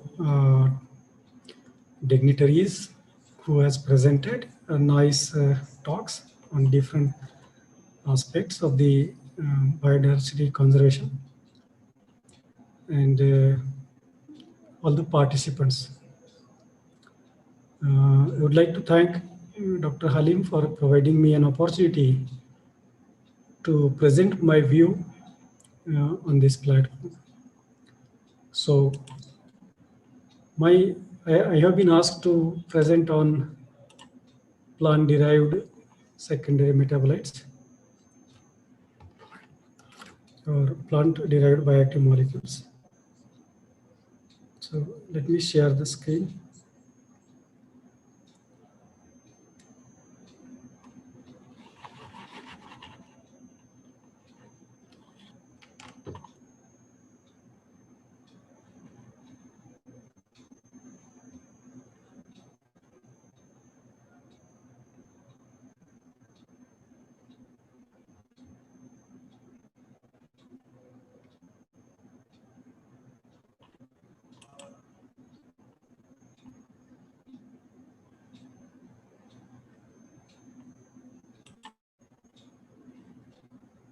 You can see the screen.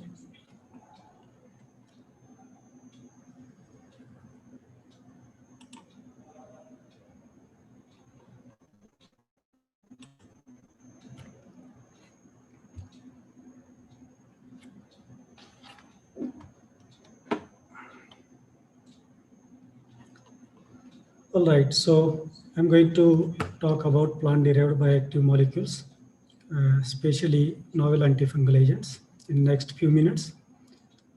And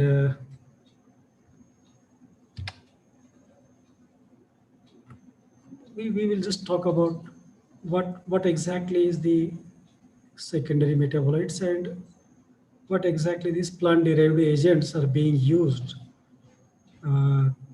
in medicine, or how they are going to have pharmacological property.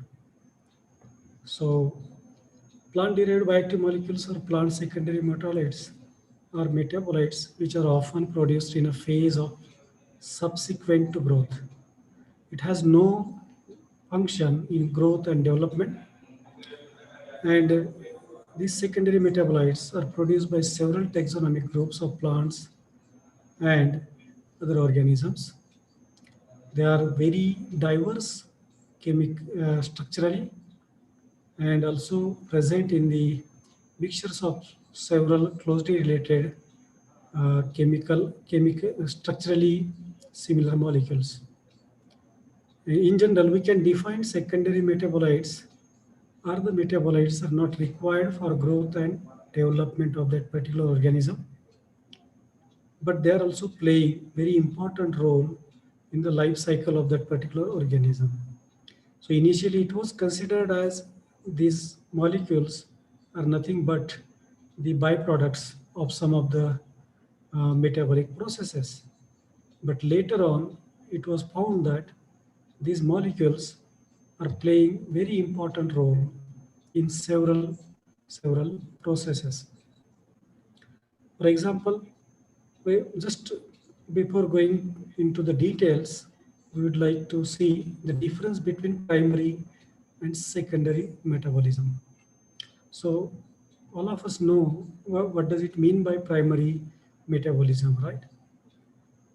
And then what is secondary metabolism? So primary metabolism basically involves a central metabolic pathway, and that pathway is providing energy for the growth and development of that particular cell in general, and the organisms in particular, right?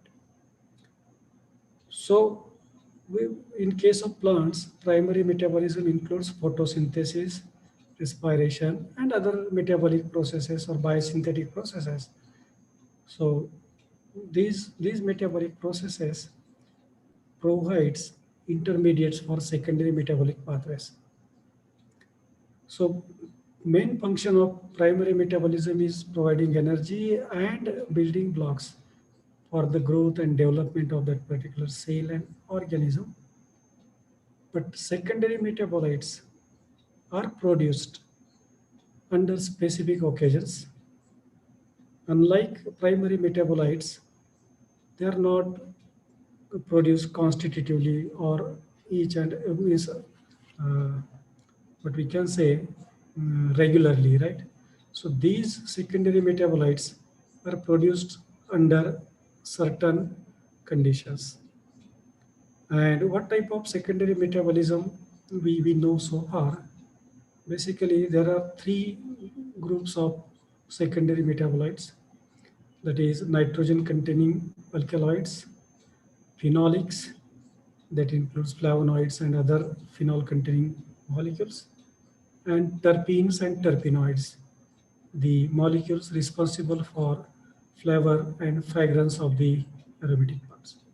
So what is the purpose of this secondary metabolism or metabolic pathways or secondary metabolites? So as you can see in this slide, these secondary metabolites are playing very important role in the, though it is not in the growth and development, but it is involved in several processes.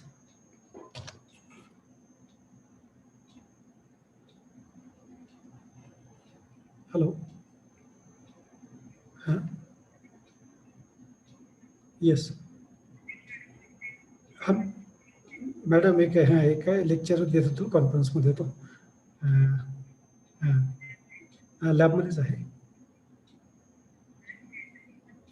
बरं बरं येऊन जा ना. हो हो येऊन जा. मी एक 10 मिनिटात फ्री होतो, येऊन जा. या मॅडम या.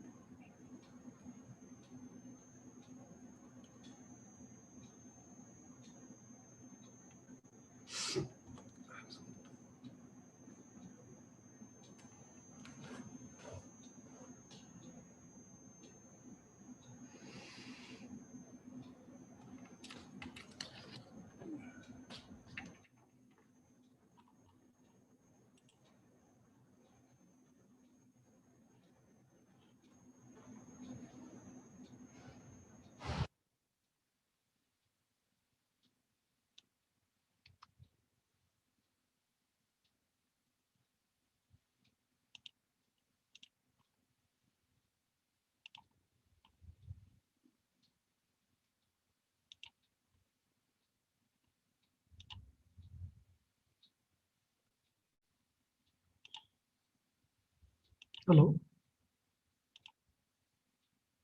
Hello. Yes, sir. Please continue, sir. Am I audible? Yes, so, sir. Yes. Yeah, there are some difficulty. Yeah. All right.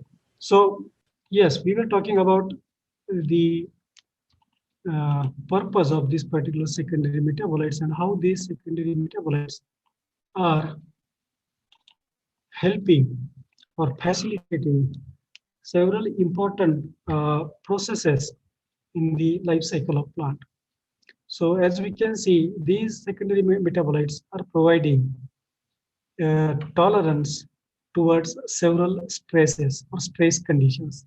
So may it be a biotic or abiotic stress, or it may play very important role in defense mechanisms of the plants.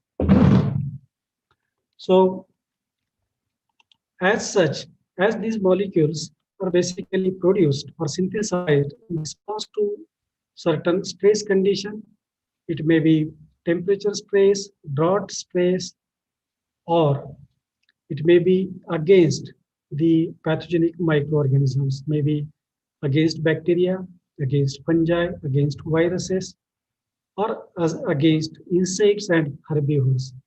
So to protect that particular plant from these different stresses, these molecules are synthesized. Basically, they are evolved, right, through the evolution. And that's how those secondary metabolites have started protecting those plants from the stress condition. And that's why these molecules are highly diverse structurally. So you can get a whole, it can be considered as a storehouse of structurally diverse molecule. And those structural diversity of that particular molecule provides or facilitate or enables that particular molecule to have different pharmacological activities. So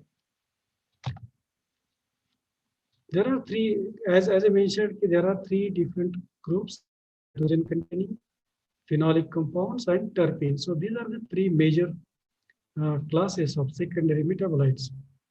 And this is how they are synthesized. So you can see the intermediates of different primary metabolic pathways are being used as a precursor for these secondary metabolic pathways or synthesis of these secondary metabolites.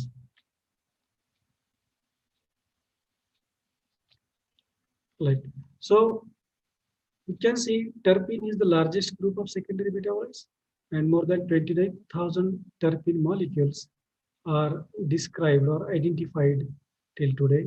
There are more than 8,000 phenolics molecules are known. 12 to 15,000 alkaloids are known today. And in detail, if we go, these terpenoids are further classified into different groups based on the structure: mono, cis, quiterpene, diterpene, triterpene, steroids, saponids, etc. Phenolics are further grouped into flavonoids, polyacetylens, polyketides, phenylpropenoids, etc. And alkaloids are again classified based on their structure and the composition of that particular molecule into different groups. So that's how these plants can provide a very large group of molecules and structurally diverse molecules which can be exploited and which are being exploited from the ages by human beings for different purposes. So we know what exactly we are using it for. So before this modern medicine came into existence, so plants and plant-derived products were the lifelines of human beings for protecting or for protecting themselves from the diseases, from not just from human, even for animals also. So how we learn that these plants are going to be useful and they have different pharmacological properties is because it was the observations of our forefathers who used to visit these woods and jungles and see that how exactly these animals and these what we can say all different animals survives under different conditions. And as we know, these birds and animals eat different plants under different stress condition and they survive. And like that, there are many stories and many books are available which has given beautifully the background how we came to know about those plants, and then whole systems, traditional systems of medicine, not just Ayurveda, Siddha, and Unani, but uh, Chinese traditional system of medicine and other traditional systems of medicine all over the world are dependent for medicine and preparations for the from the plants or depended on the plants.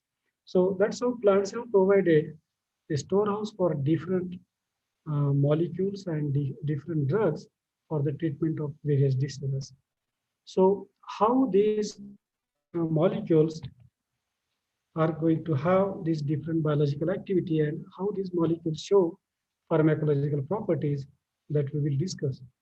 But in general, we can just have a brief account of these different groups, terpenes, then different types of terpenes, phenolic compounds, different phenolic compounds, uh, basically part of the plant defense system, uh, produced against diseases, pests, and parasites. And that's how plants protect themselves against these organisms or these pathogens.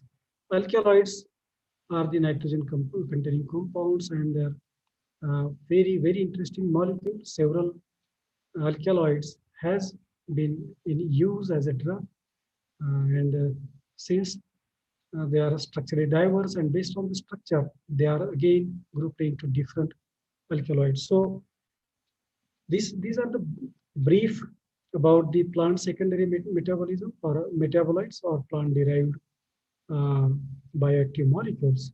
So since limitation of time, we cannot go into the details of these different types, but I would like to present a piece of work we are doing in our lab. And what exactly we are doing in our lab is we are looking for novel antifungal agents.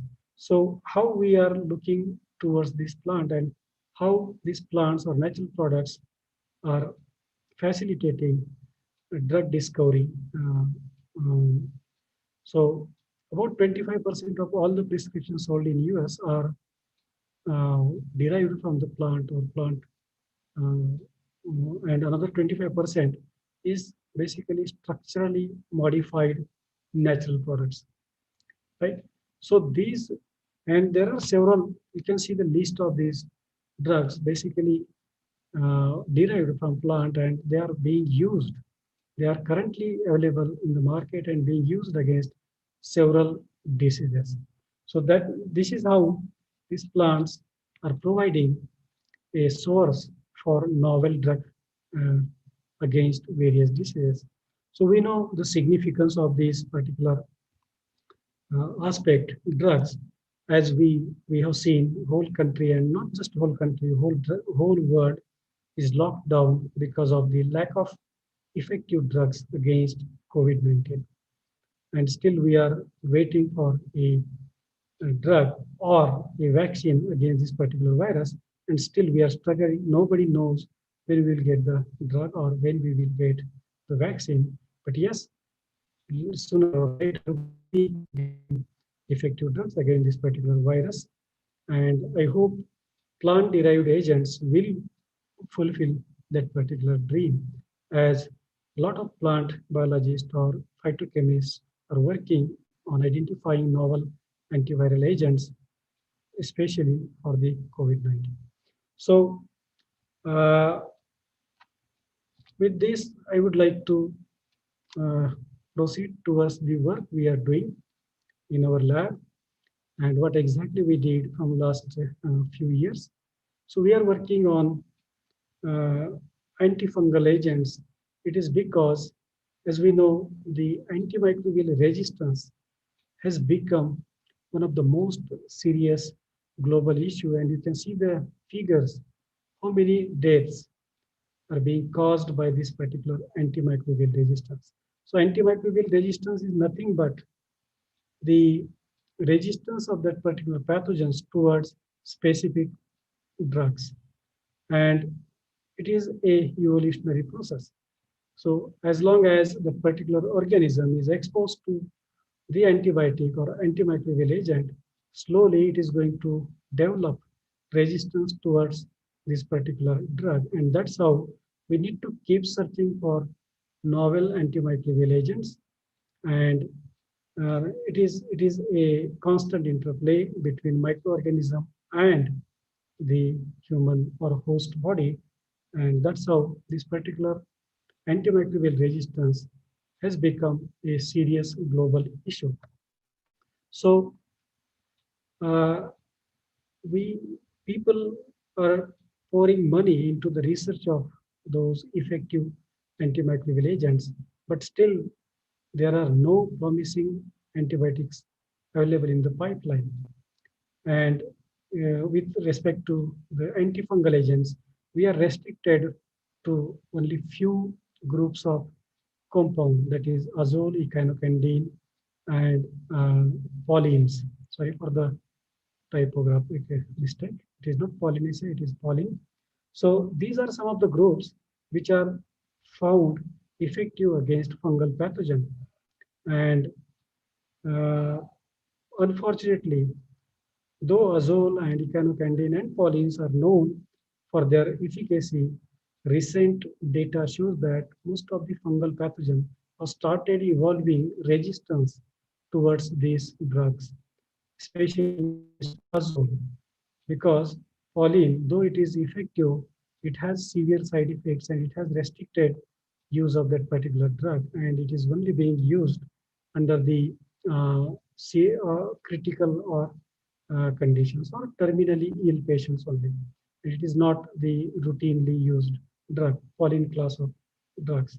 So azole was the drug of choice against fungal pathogen, but since uh, resistance toward this azole is evolving against several fungal agents, it has again limited use of azoles, and that's why the search for novel antifungal agents are being searched, or people are trying to look for the novel antifungal agents. So this is in brief about the antifungal agents, their mechanism, how exactly they are acting, what are their targets, and why we need different or novel antifungal agents.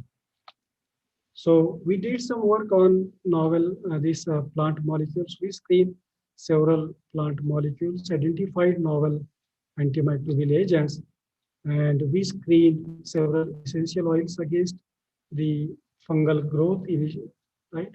And later, that study was focused or zeroed on the effective molecules, which was found to be promising in our earlier studies. So we tried to understand how exactly these molecules are inhibiting growth of these fungal pathogens, especially Candida albicans. So we have tested efficacy of different plant molecules, especially the molecules derived from the terpene or terpene class of compounds or terpenoids, and we were looking for the effective terpene molecules against um, this Candida albicans or fungal agents, based on our earlier study that essential oils have shown promising results against the fungal growth. And as these essential oils are nothing but the mixtures of different terpenes and terpenoids, or we can say isopenoids, we decided to check or to identify the major bioactive principle of that particular essential oil. And that's why we have tested these different components of essential oils individually, and not just that efficacy, we have tested or we have evaluated mechanism or mode of action of those particular molecule against fungi, how these molecules are inhibiting fungal growth. So we tested effect of these molecules on uh, planktonic growth as well as different form of growth of these fungal pathogens, planktonic growth, biofilm growth, and mycelial or hyphal form growth as well. And these are the data of some of the molecules. So we have determined MIC. MIC is nothing but the minimum inhibitory concentration of that particular plant molecule against the growth of that particular pathogen. And you can see there are differential efficacy exhibited by these particular compounds.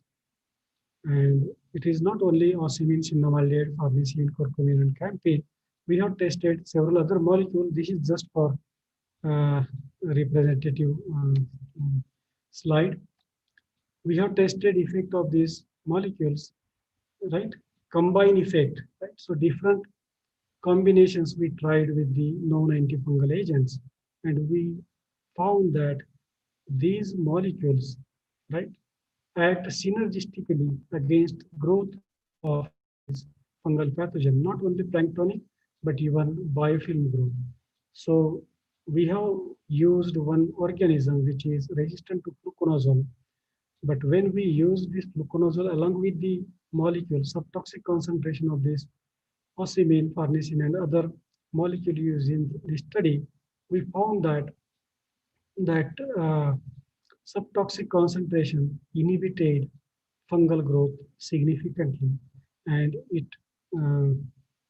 based on that result, we concluded that these terpenes we have tested or we have evaluated in our study exhibits excellent synergistic potential against fungal growth.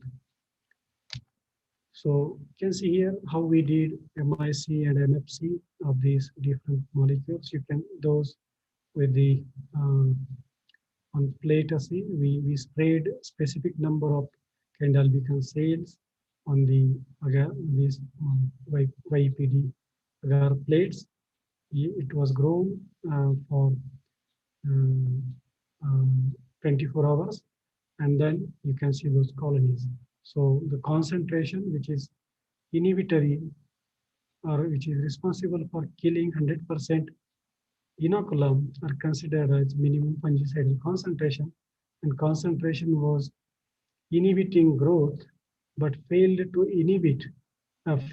kill the 99.9% inoculum are considered as minimum inhibitory concentration. So difference between MIC and MFC one should know very clearly. In addition to MIC and MFC, we also did the kill curve assay to determine how much time that molecule need or that organism need to be exposed to the MFC of that particular molecule, right, for killing 99.9% inoculum. And you can see this particular graph here. So different molecules need different time for killing, and that's how you can osmium requires only 20 minutes exposure, while cinnamaldehyde require 80 minutes and osmium required 20 minutes of exposure, and within 20 and 80 minutes, these minimum fungicidal concentration of osmium and cinnamaldehyde can kill 99.9% of inoculum, and that's how we determine the effect of this molecule against biofilm growth. You can see different concentration, and you can see the growth of that biofilm at the 24 hours and 48 hours. So this is the biofilm growth after 48 hours at 0 concentration, and different again 12 and 48 concentration in case of 48 millimole concentration in case of campane, 15 and 60 millimole concentration of curcumin, 75 and 300 millimole concentration of farnesene, 1.25 and 5 millimole concentration of cinnamaldehyde, and that's how these concentration can inhibit the biofilm formation. Now we were wondering, since these molecules are inhibiting the fungal growth significantly or very effectively, how exactly these molecules exert antifungal effect, how they kill fungal cells. So that was the quest, and then we wanted to understand that mechanism of action of those particular molecules, and we did that study in detail. This is different molecules, and that study was published in different journals. So this one paper was published in Medical Mycology, and this year also we got one more publication on piperine in the same journal. In addition to that, we got some paper on menthol and some other molecules. So we understood the mechanism of action of these molecules against fungal pathogens. So how we did that? So we tested effect of these molecules on planktonic and biofilm growth. Then we tested effect of that molecule on morphogenesis, and we can see that these molecules can inhibit the budding or this inhibit hyphal formation. So as those who know about the kind albicans, that kind albicans exist in different morphological form like hyphae, pseudohyphae, budded and unbudded cells. So when you induce that particular hyphal form growth, right, in presence of this natural molecule or these compounds, plant-derived agents, it has inhibited that hyphal growth, and that's how instead of hyphal form growth, that organism started growing in this budded and unbudded form. So because hyphal form is considered as highly pathogenic, more dangerous than the yeast form growth because it invades tissue and cause invasive infections that is more dangerous than the superficial candidiasis. We have tested synergistic effect of limonene along with the fluconazole, and then we found that only 0.6 millimole of limonene and 0.02 milligram of fluconazole can kill, 0.01 millimole of fluconazole and 0.6 millimole of limonene can inhibit Candida albicans growth completely. Where is on the other hand, when we use individually, so that fluconazole concentration was needed at very high concentration, right? But in case of combination, very less concentration was enough to inhibit the planktonic and biofilm growth of Candida albicans. So in addition to this growth inhibition, we decided to understand how exactly this limonene is inducing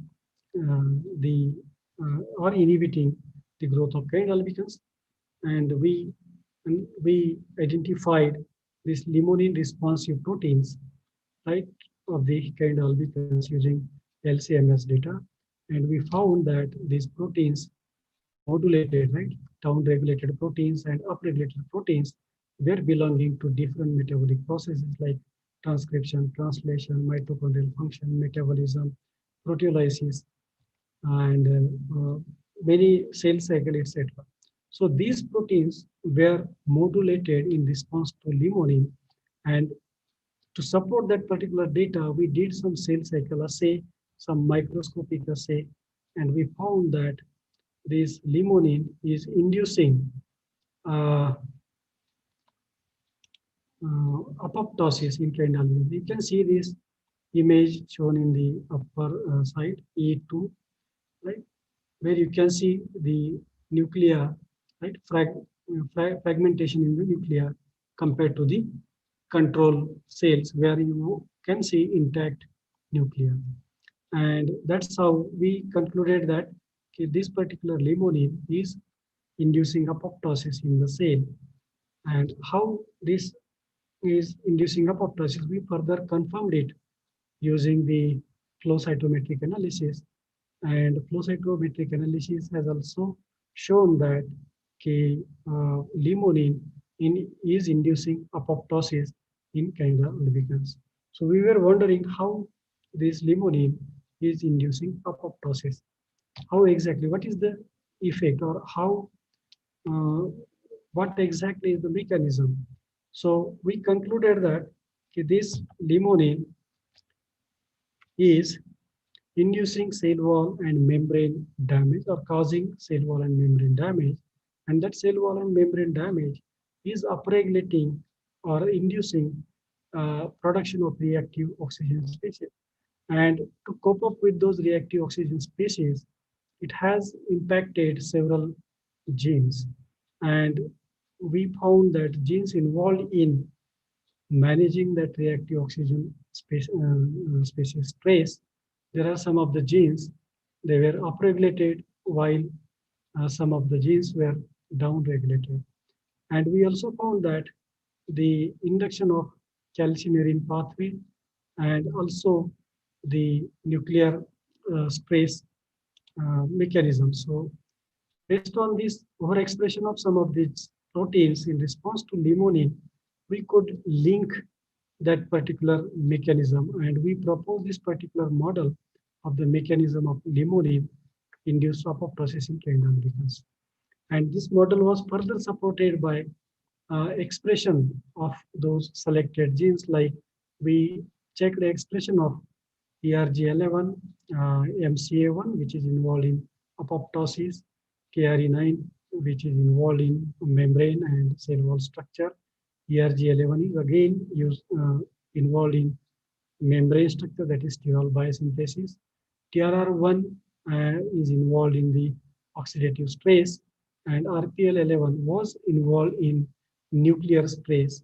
And overexpression of these genes in response to limonene supported the hypothesis that limonene is inducing the cell wall and membrane damage stress that induces the oxidative stress, and oxidative stress followed by the apoptotic signals, that is overexpression of MCA1 and this expression of RPL11 that is responsible for nuclear fragmentation, or that is a marker of nuclear fragmentation. So this is how we checked and we evaluated the mechanism of action of this particular limonene. And this limonene is nothing but a component of the essential oil that we already tested against candle beacons. So initially we tested that essential oils and then looked for the different components of that essential oils for the antifungal activity. And we found that limonene was one of the most effective molecules, and we tried to understand how that limonene is inhibiting fungal growth. And this is the hypothesis, and this is the model we propose, that limonene is inducing cell wall and membrane damage, reactive oxygen species, followed by DNA damage and nuclear stress. And that's how finally it is inducing the apoptosis. So this is the story of limonene. Similarly, we have tested effect of evaluated effect of menthol. Menthol is one of the most important and most frequently used terpene, and it is used in several even drug industry, even chocolate industry, even in tobacco industry. So this menthol, and it has several pharmacological properties. And this menthol is the major active principle or ingredient of the mentha essential oil of the this one. And that's why we decided to check the efficacy of that particular molecule against the growth of candida albicans. In addition to menthol, we also tested effect of piperine against the growth and development of this particular organism and different morphological form growth, right? Like yeast hyphal form growth or biofilm form growth or planktonic growth. And not just that, we again identified these menthol and piperine responsive proteins using LCMS analysis. And based on our observation, we propose that mainly these terpenes or terpene-like molecules are membrane-active molecules, and these molecules are inducing membrane stress, membrane damage stress, and that stress further induces reactive oxygen species, and that reactive oxygen species is further induces apoptosis in candida albicans. So mechanism of this limonene and menthol and even in piperine and curcumin are through the damaging membrane and cell wall of the candida albicans, and finally inducing apoptosis. So that's how these plant-derived agents are inducing the apoptosis, and that's how inhibiting the growth of fungal pathogens. So there are many things that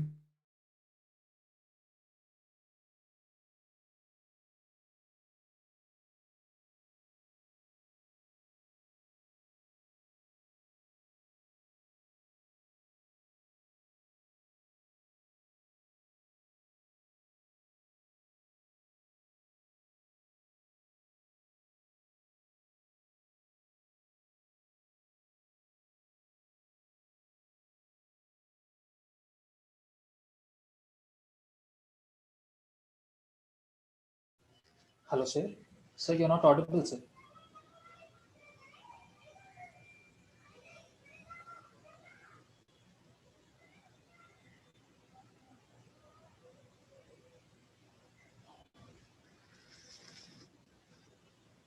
Halim, sir, there's some network issue, I guess. Sir's connection is lost.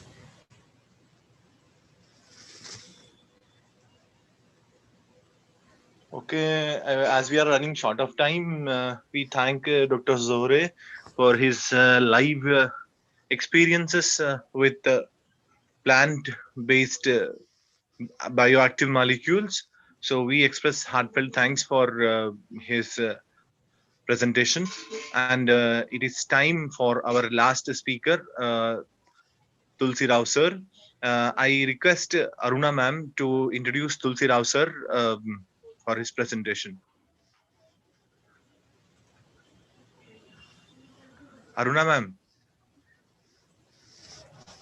Good afternoon, sir. Good afternoon. Am I audible? Yes, you are audible, ma'am.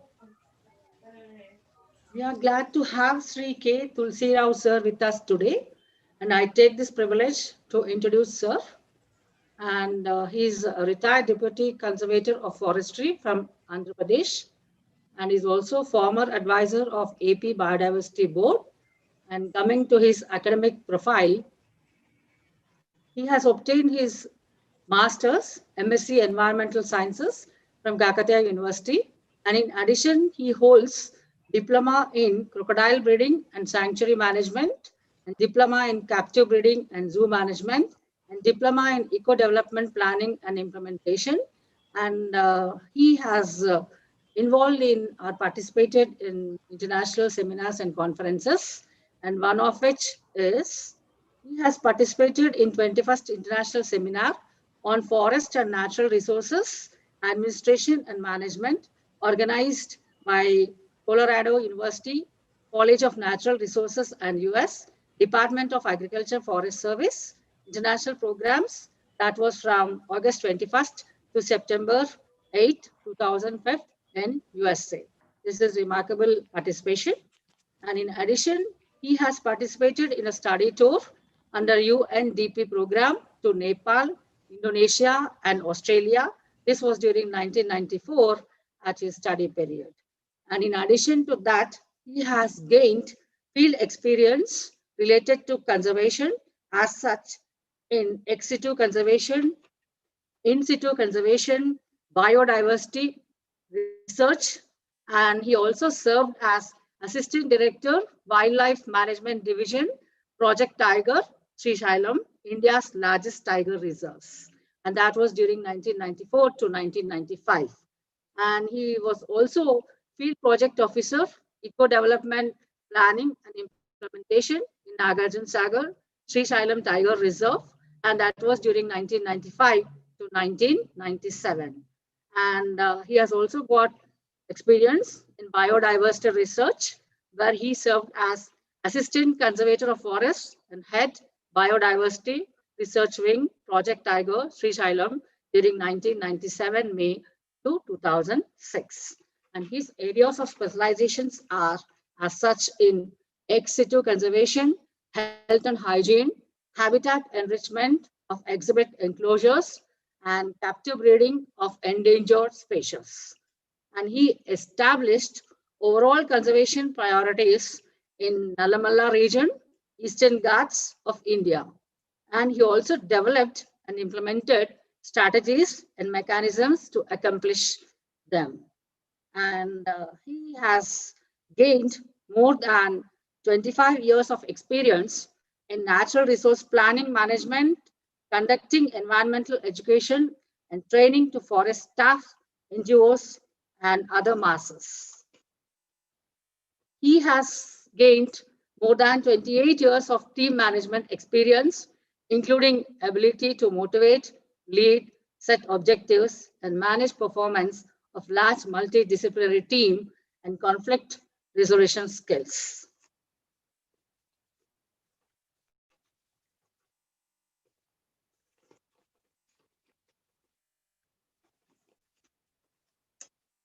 And he has got more than 30 years of experience. Yes, I'll finish it off. Finish it off.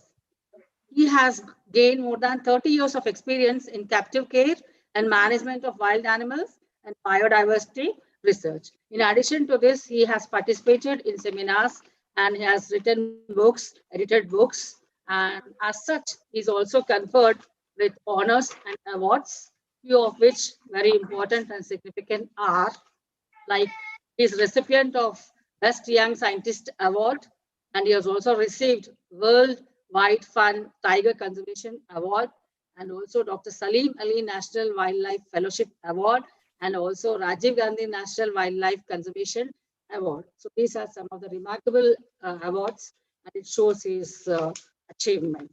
And one or two of his outstanding scientific work, like all taxa biodiversity inventorization, research on Great Indian Bustard, wildlife planning and management, and wildlife awareness, motivation, and also wildlife education. And with this, I would invite Tulsi Rao sir to present his work. And I thank Dr. Alim Khan sir for giving me this opportunity. Thank you all. Thank you, ma'am. Now over to Tulsi Rao sir. Sir. Yashwant, are you there? Yes, sir. Yashwant. Yes, sir. Sir is live? Yes, sir. He's live. He's live. Sir, could you please unmute yourself, sir? Tulsi Yeah, Rao, I'm able to speak now. Over to Tulsi Rao sir. Over to Tulsi Rao sir. Tulsi Rao sir, your voice is not getting connected. Could you please connect your microphone again?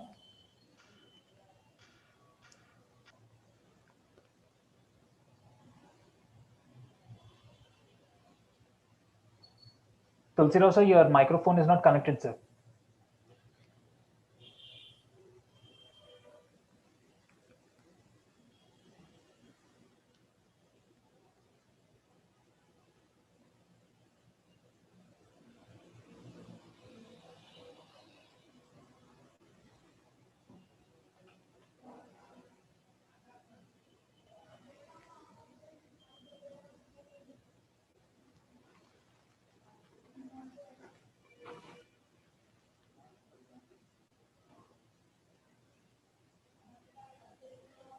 Dear participant, please give me 1 minute of time. I'll solve the issue and we'll get back to you.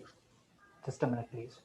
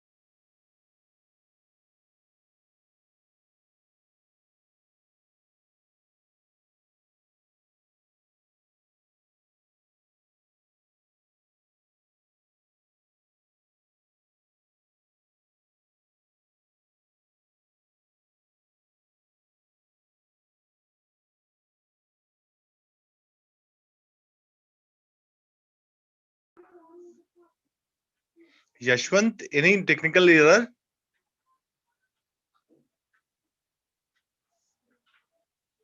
Yashwant.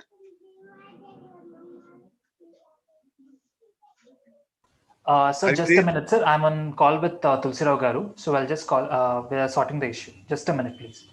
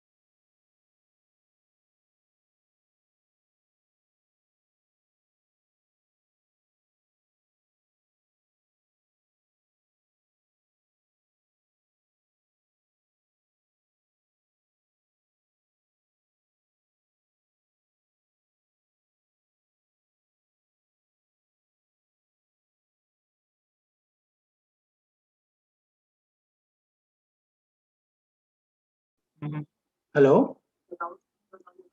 Hello? Yes, sir. Now you're connected, sir. Connected. Okay. Yes, sir. Thank you. Thank you. You're welcome, sir. Host disabled participant screens. I want to share my screen also. Hello? Sir, you can share the screen, sir, right now. Yeah. But I'm getting this host disabled participant screen sharing. Why? Why my screen is not shared? Is it okay now, sir?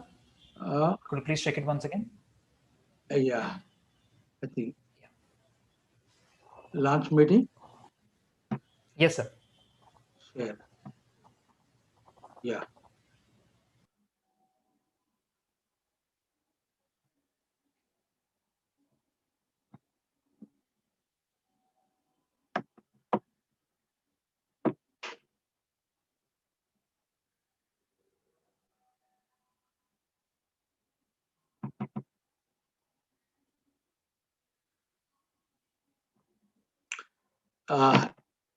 Am I audible now? Yes, sir. You're audible, sir. So good afternoon, everybody there. Sir, but we're not able to see your screen. It is only showing the Zoom launch meeting screen. So could you please open your presentation? I opened my presentation. I opened my presentation also. So you have to select the dialog box of your presentation, sir. Then only that will be visible. Could you please press the share screen option once again?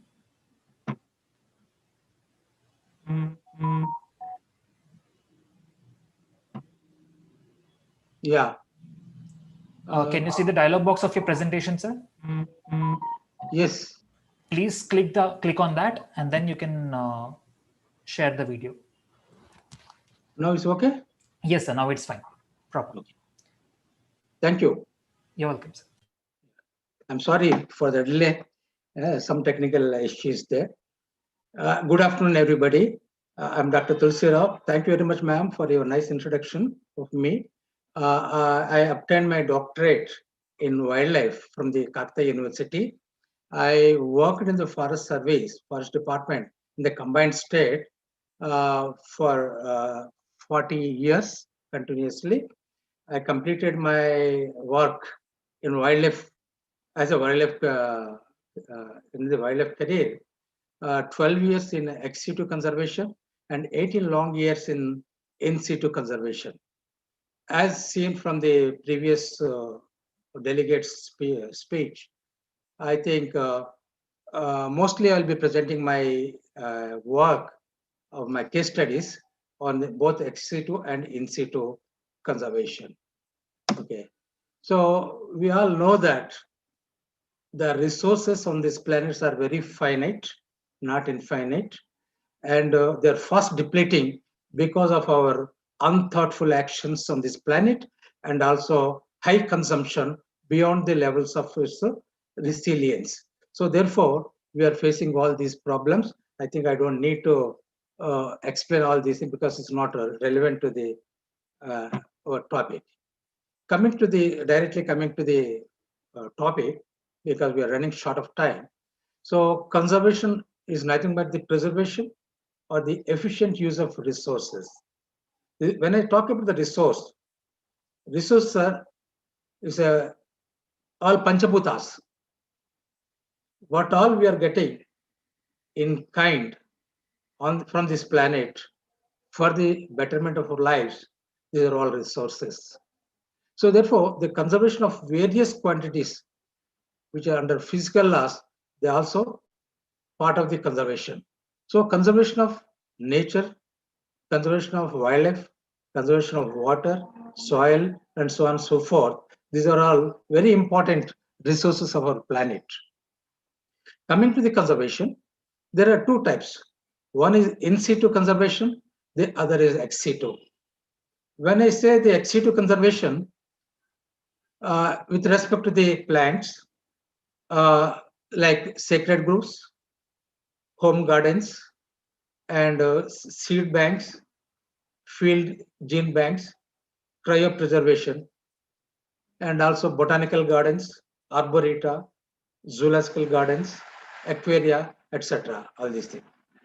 Coming to the in-situ conservation, conservation of the species, both flora and fauna. Under protected area network, we have the sacred groves, sacred lakes, we have the biosphere reserves, national parks, wildlife sanctuaries, and all these things come under these things. Under biosphere reserves, we have the terrestrial ecosystems and marine ecosystems.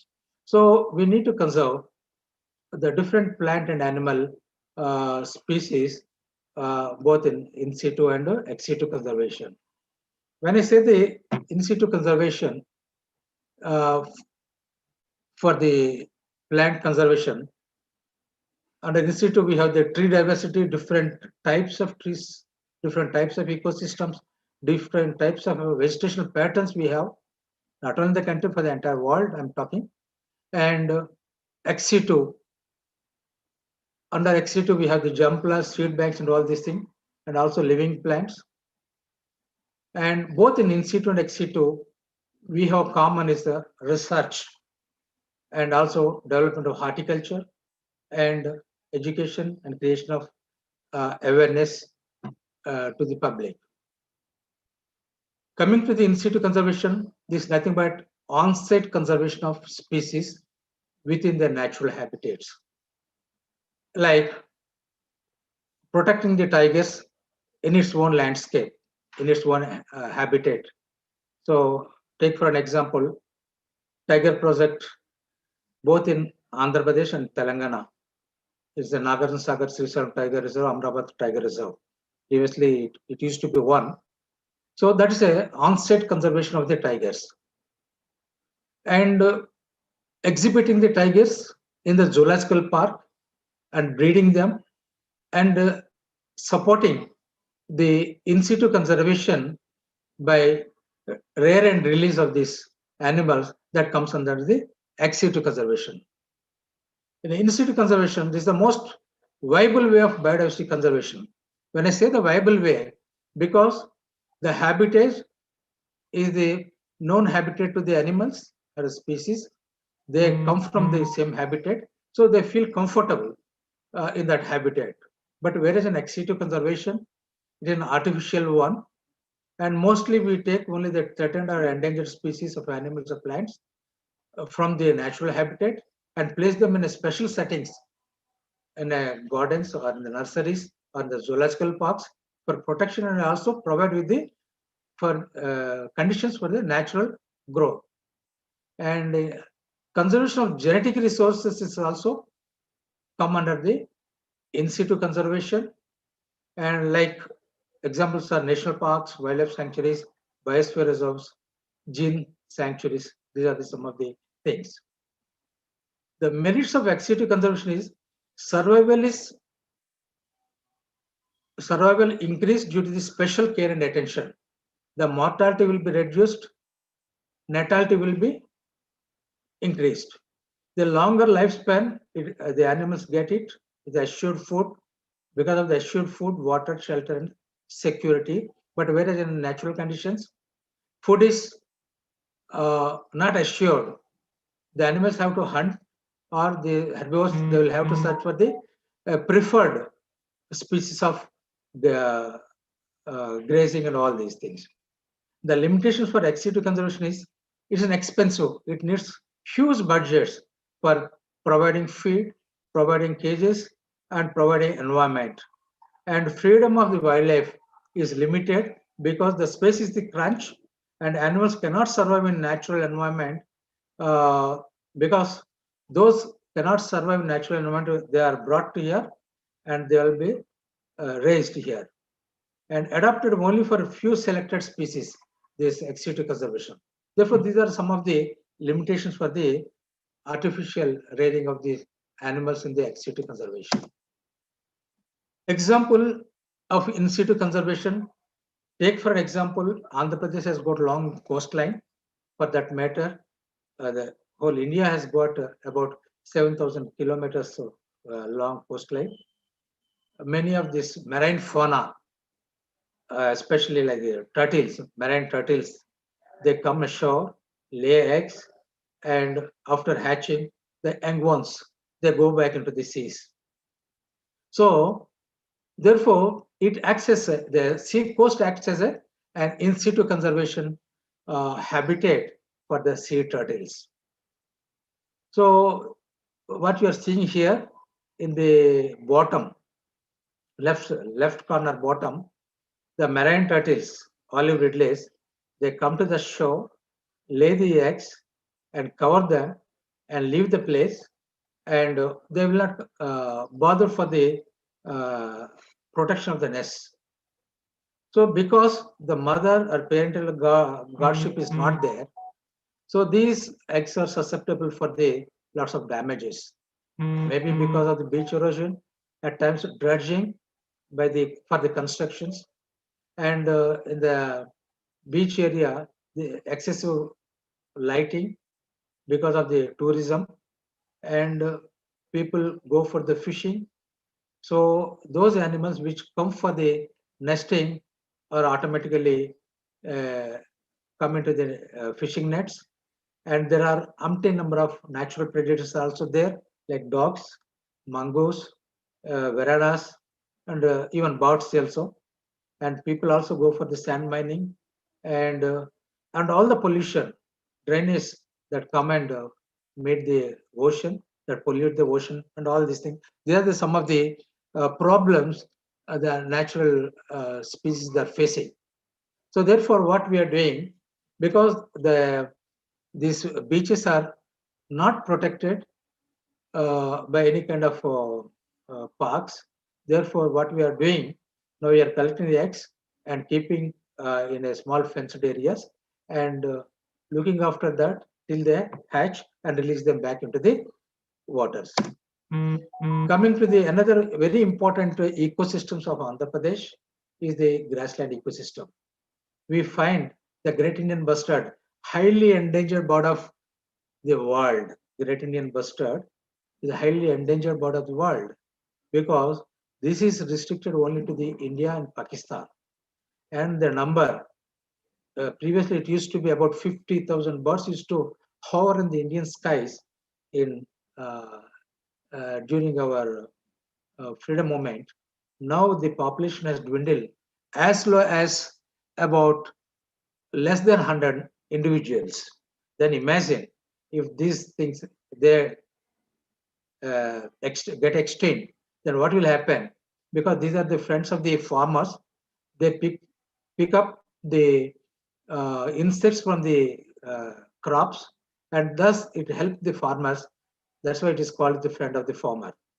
It is an indicator species of the dry grassland areas, and many birds from the Siberia, they come for the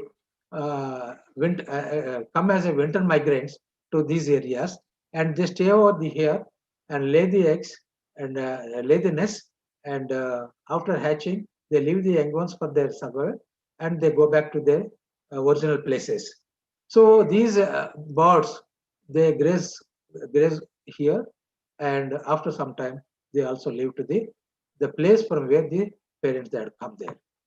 And this is one of the very important ecosystems, but unfortunately, people think that this is not a productive ecosystem, and there is no tree growth, much tree growth is available. Therefore, the lands are being given as a pattas for the construction to all these things. That's one of the dangerous situation. Nowadays, because of the scarcity of the land, people are plowing for the croplands and all these things. That's how most of the ecosystems in the country, they're suffering. So thus the habitat is lost for these animals. And another very important ecosystem is estuarine ecosystem, where the mangroves, they profusely come in the, where the rivers, they meet the oceans. So these mangroves, they protect the shore area from the cyclonic storms and even from tsunamis. During 2004 tsunami, this coastline, especially AP coastline, is protected only because of this mangrove forest. And therefore, the concept of the protected area has come into existence throughout the world. So a protected area is a clearly defined geographical space, recognized, dedicated, and managed through local or other effective means to achieve the long-term conservation of nature with associated ecosystems, services, and cultural values. So now you look at this map down. This is South Africa. So South Africa is a large country in the southernmost tip of the African continent. What you are seeing, the green places, these are all protected area. That's the Kruger National Park. There are some of these protected areas are shown as green, this thing. Therefore, these are clearly defined geographical space. We cannot allot the more area for this thing because people are using the other areas. So this protected area concept has come into existence. So as you see here, these are the green areas are protected areas, mostly the green forests and ecosystems of the world. And 1993, about 168 countries, they became the signatories for the Convention of Biological Diversity. So one of the goal of this CBD convention was each nation should protect at least 17% of its land area under protected area network and 10% of its coastal and oceanic area, of 10% at least. So that's how now the different countries of the world, they're trying to bring a lot of area under protected area network systems. As of today, about 2 lakh protected areas covering 19.8 million square kilometers area, which comes to about 15% of the Earth's surface as brought under the protected area network system. So coming to India, we have 104 national parks and 551 sanctuaries and about 88 conservation reserves and 127 community reserves, and totally we have about 870 plus protected area systems now we have in India, apart from the UNESCO designated protected area for World Heritage Sites. So coming to the conservation of forest and wildlife, we have the biosphere reserves concept, national park concept, wildlife sanctuary concepts, and these are some of the national parks. They are there in different parts of the country in different states that you can look into this map and all the states. There are, apart from these things, there are about 50 plus tiger reserves in the country, in all the states. And these tiger projects are governed by the Project Tiger, by the National Tiger Conservation Authority. And India is the home for about 80% of the tigers in the world. In 2006, there are only 1,411 tigers used to be there. And slowly the population has been increased because of the conservation projects of the country. And now there are about more than 3,000 tigers in 2019 now. The India has played a major role in the increase of the population of the tigers of the world. And wild tigers globally rose from about 3,159 in 2010 to about 3,890 in 2016, and also now they're slowly increasing. And coming to the biosphere reserves have been identified as preserves for the increase of the wildlife population and development of the tribal areas, and protecting the genetic resources of the domestic plants and animals. And it also helps in conservation of both plant and animal habitats, promotes the economic development of the people living over there, and also it aims at the scientific research and monitoring and education of the people on the conservation related aspects. Wildlife sanctuaries, these are the areas where animals are protected from the disturbance because of the habitat destruction and all these things, killing, capturing of animals. So they are all strictly prohibited from these areas. And along with that, we have the bird populations where these birds are, especially the wetland areas, are protected by constituting the Ramsar sites. Ramsar is a place in Iran where this wetland conference was taken place.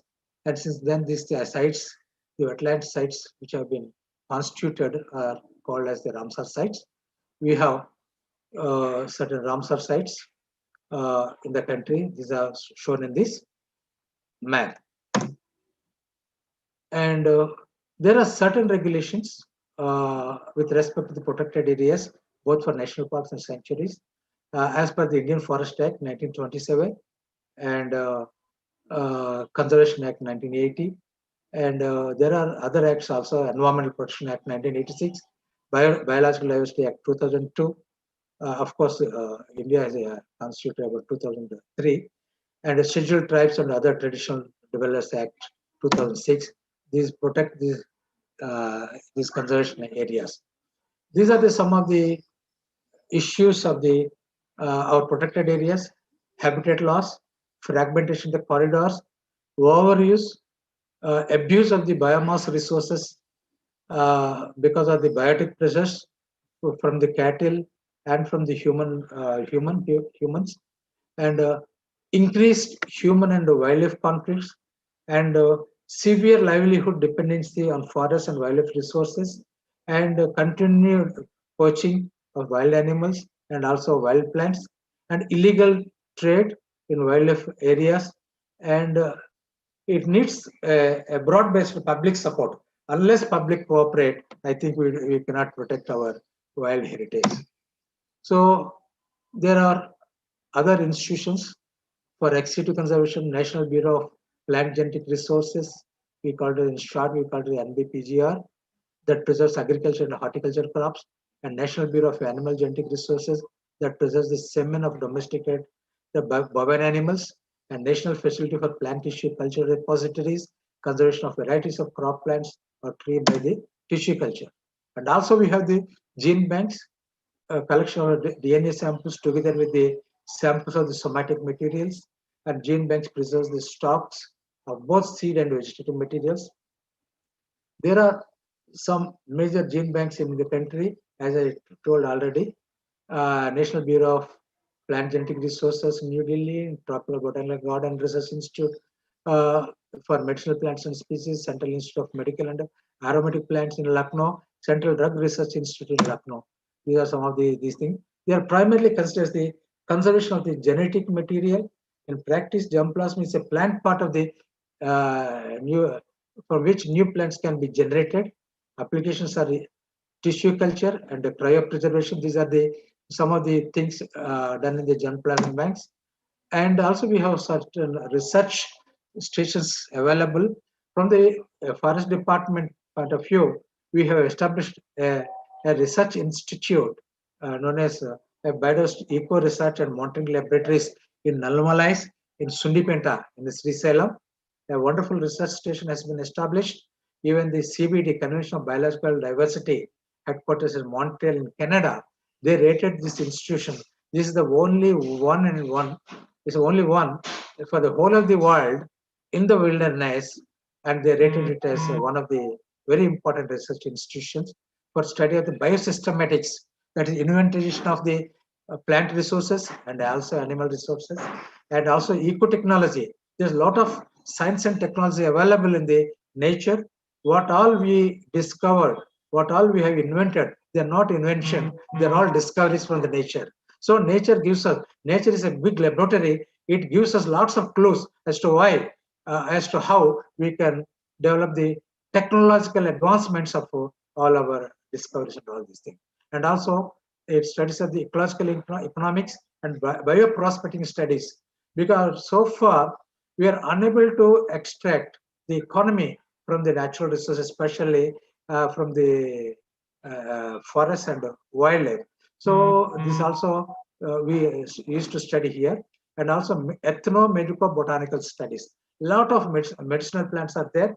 We have identified about more than 353 medicinal trees, plants, and herbs in this Nalamalais through our studies. And also we have bioinformatics. We have developed softwares and all these things, and documented a lot of scientific reports, and developed a database. And we have the conservation biology, and also designed certain biodiversity management plannings, all these things. And we have given lots of guidance to the nation, to the region, and also to the nation. And lots of the other scientists from different institutions, they come and work here. They used to work here and take a lot of database. And also we have done a lot of research on tiger conservation, tiger movement, and also habitat development conditions, all these things. It's a in-situ conservation research has taken place, and a lot of database has been collected, and a lot of survey has been done, and different species have been inventorized.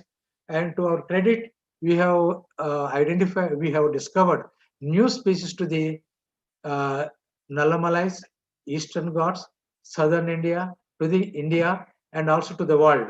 We have discovered, identified, and named them also. So these are some of the invertebrate species, especially the spider species. So these are contributing lots of services to the farmers by putting down all these insects. They consume the insects. Otherwise, all these insects come and destroy the crops and all these things. I'm running because of running short of time. I'm running through the slides. And also, there used to be severe man-animal conflicts, and people. I think now Telangana is also facing the tigers. Recently, one man has been killed by the tiger, and the predators, most of these predators, especially the panthers, coming into the urban areas, and they're strayed because certain conditions are lost and habitat conditions are deteriorated. So we capture those animals and release them back into the wild and minimize the man-animal conflict. And those animals which are cooperating, we have evolved certain methods and strategies by which we have translocated about 6,000 black buck from the crop predating areas to their natural habitats. And this is the first of its kind for the whole of the world, without using any invasive or technological, like using of dart guns we have not used, And actually, in other areas in the US and advanced countries in Africa, people used to capture these animals by using helicopters. But we have designed a strategy and a native technology by which we have could able to capture 6,000 animals and translocate it safely with less than 1% mortality, because we involve the local people for the capturing operation also. So therefore, technology is readily available, and other states like Madhya Pradesh, Maharashtra also adapted our technology.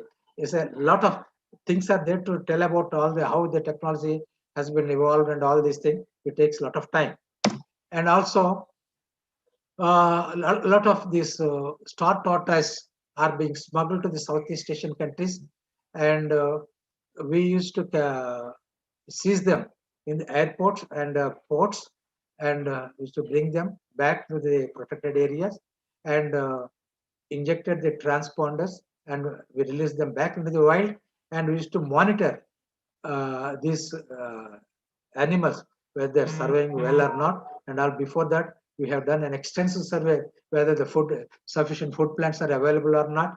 And when the food plants are available and the habitats are identified, release them back into the wild.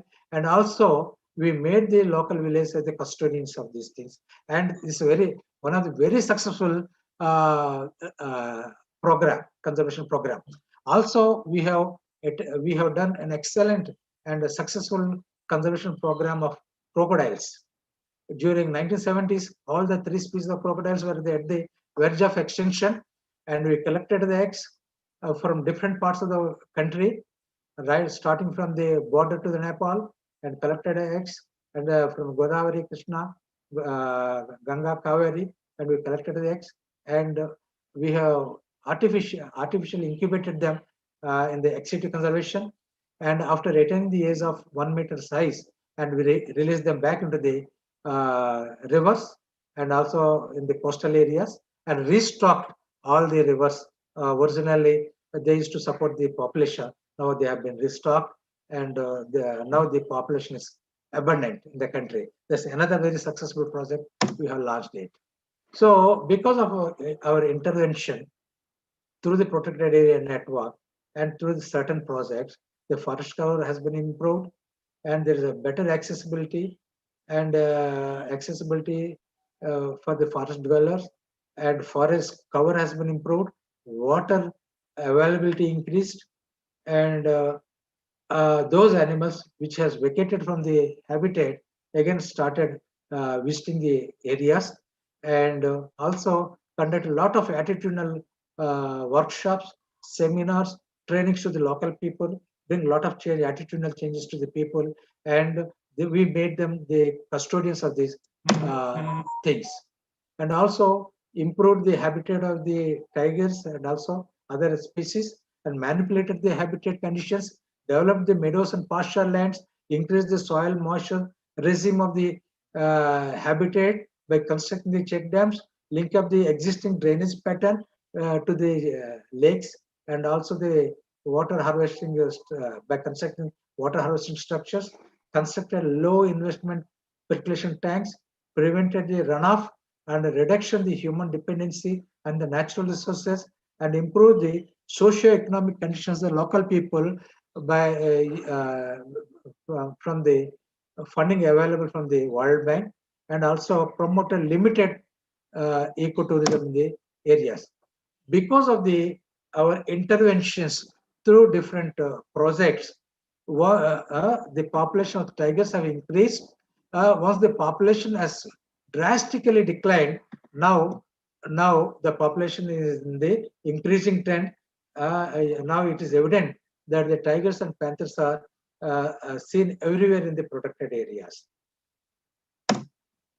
And also, we have not neglected the outside protected area, and we have taken the advantage of the national remote sensing and GIS database, and identified water thirsty areas, and those areas which have been built as ponds for irrigation by the Nizams. Now they have been dried up because of the destruction of the canals, feeder canals, and we have again repaired all the feeder canals. And after renovation and repairs, now the feeder canals are working well. And after rains, the precipitation is coming as through this feeder canal and filling up all the water pots in these areas. And now people used to raise their crops using this water from the ponds. Because Telangana areas, I mean in Amrabad Plateau, people could not able to go for the cropping because of the lack of the water. So for 10 years, they went to the MPs, ministers, they complained against the district administration, but nothing could be done for these people for 1 decade. And because of the intervention by the Tiger Project, we could able to find out the real problem of the people, and we could able to construct check dams lavishly at different places by involving the local people using the technology. And now all the ponds are recharged and people started raising the crops. And those areas which are with rocks and uneven grounds, they have been brought to the irrigation conditions and developed lots of these areas. Irrigation, but the potential of irrigation has been improved, and we have developed a software for handling the database. And so also the population of tigers increased. People may ask, why should at all we protect these tigers, or for that matter, why should we protect these apex animals, especially the carnivores? These are the indicator species of an ecosystem, whether the ecosystem is in a healthy condition or not. Say, like us, suppose we are suffering from some kind of disease, we go to the doctor conduct lots of tests, and then we design the treatment, and we will undergo lots of undergo the treatment, and then will be treated. So also in the nature, we don't have that kind of doctors available. So there should be some mechanism by which we should measure the healthiness of the ecosystem. These are the species which indicates whether the development of this population indicates that the prey species of these animals are increasing. The prey species, the population increasing the prey species, that means the sufficient fodder and vegetation is available for these things. When the vegetation is increasing, that means the groundwater potential is plentifully available. So thus it indicates the healthiness, wealthy of the that natural resources available in that region. So that's how we have the protecting mechanism, different protecting mechanism, and also conducted several classes to the poachers, especially the tree fellers. We developed a package called Conservation Holistic Education. This package is also known as the Psychological Transformation through Conservation Holistic Education. That is a Paryavarana Vyasana section Dwara Manasika Jagriti Karan. And these people, they have become a strong conservationist, much better than the so-called conservationists in the departments. And we took these people to different conservation sites and got them habituated the different best practices available for their own development. And also we have developed a mobile van in which we have depicted the conservation priorities of the region and taken to the different villages, conducted to the different sections of the people.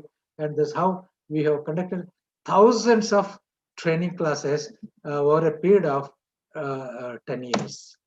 And also improved tourism. This is an Amrabad side.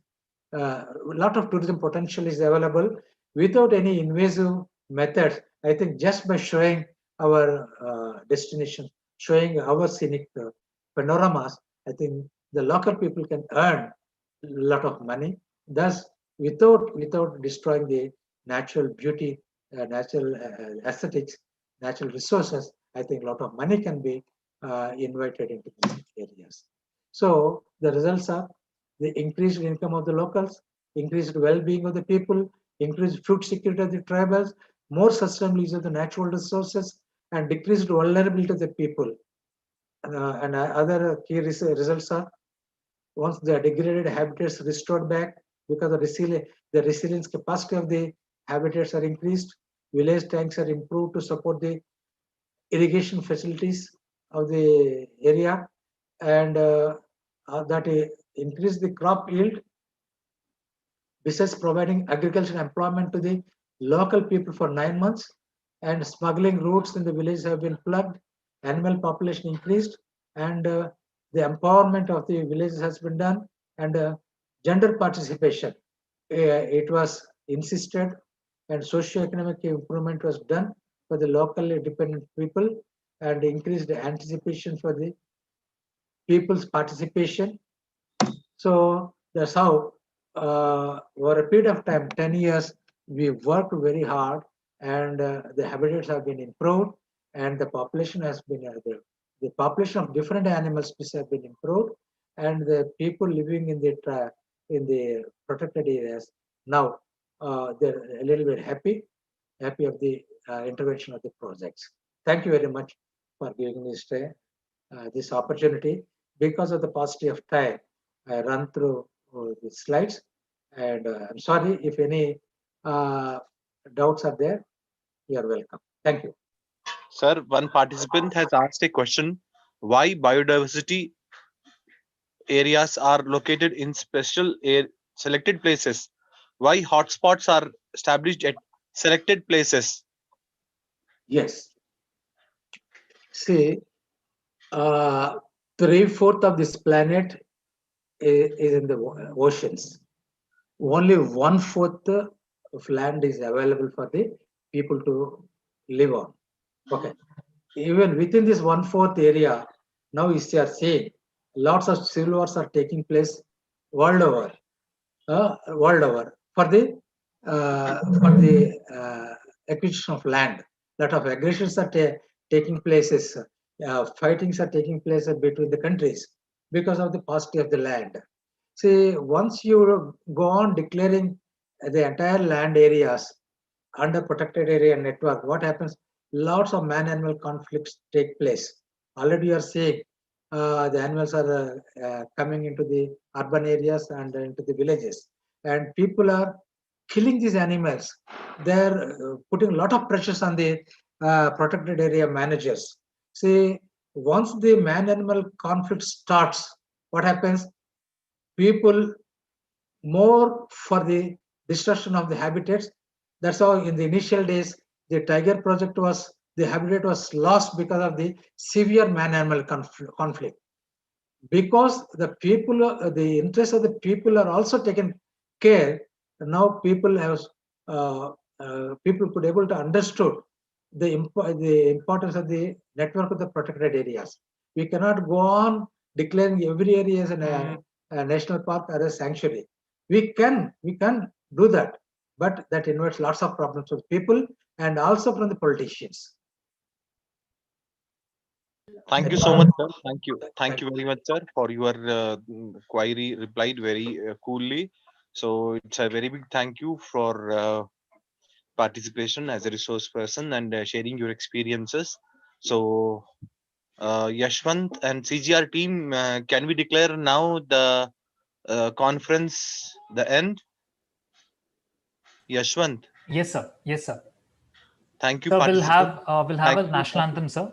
Before that. Thank you, thank you, participants. We will mail you your certificate. Fill up the feedback forms, and within a week or so, we'll be sharing the certificates to your individual emails soon. Thank you, one and all the resource persons and the CGR team for giving wonderful support. I express my thanks to my department colleagues also, and resource persons from different walk of states. With this, we are on end. Thank you, Ashwant, and you can start the national anthem now.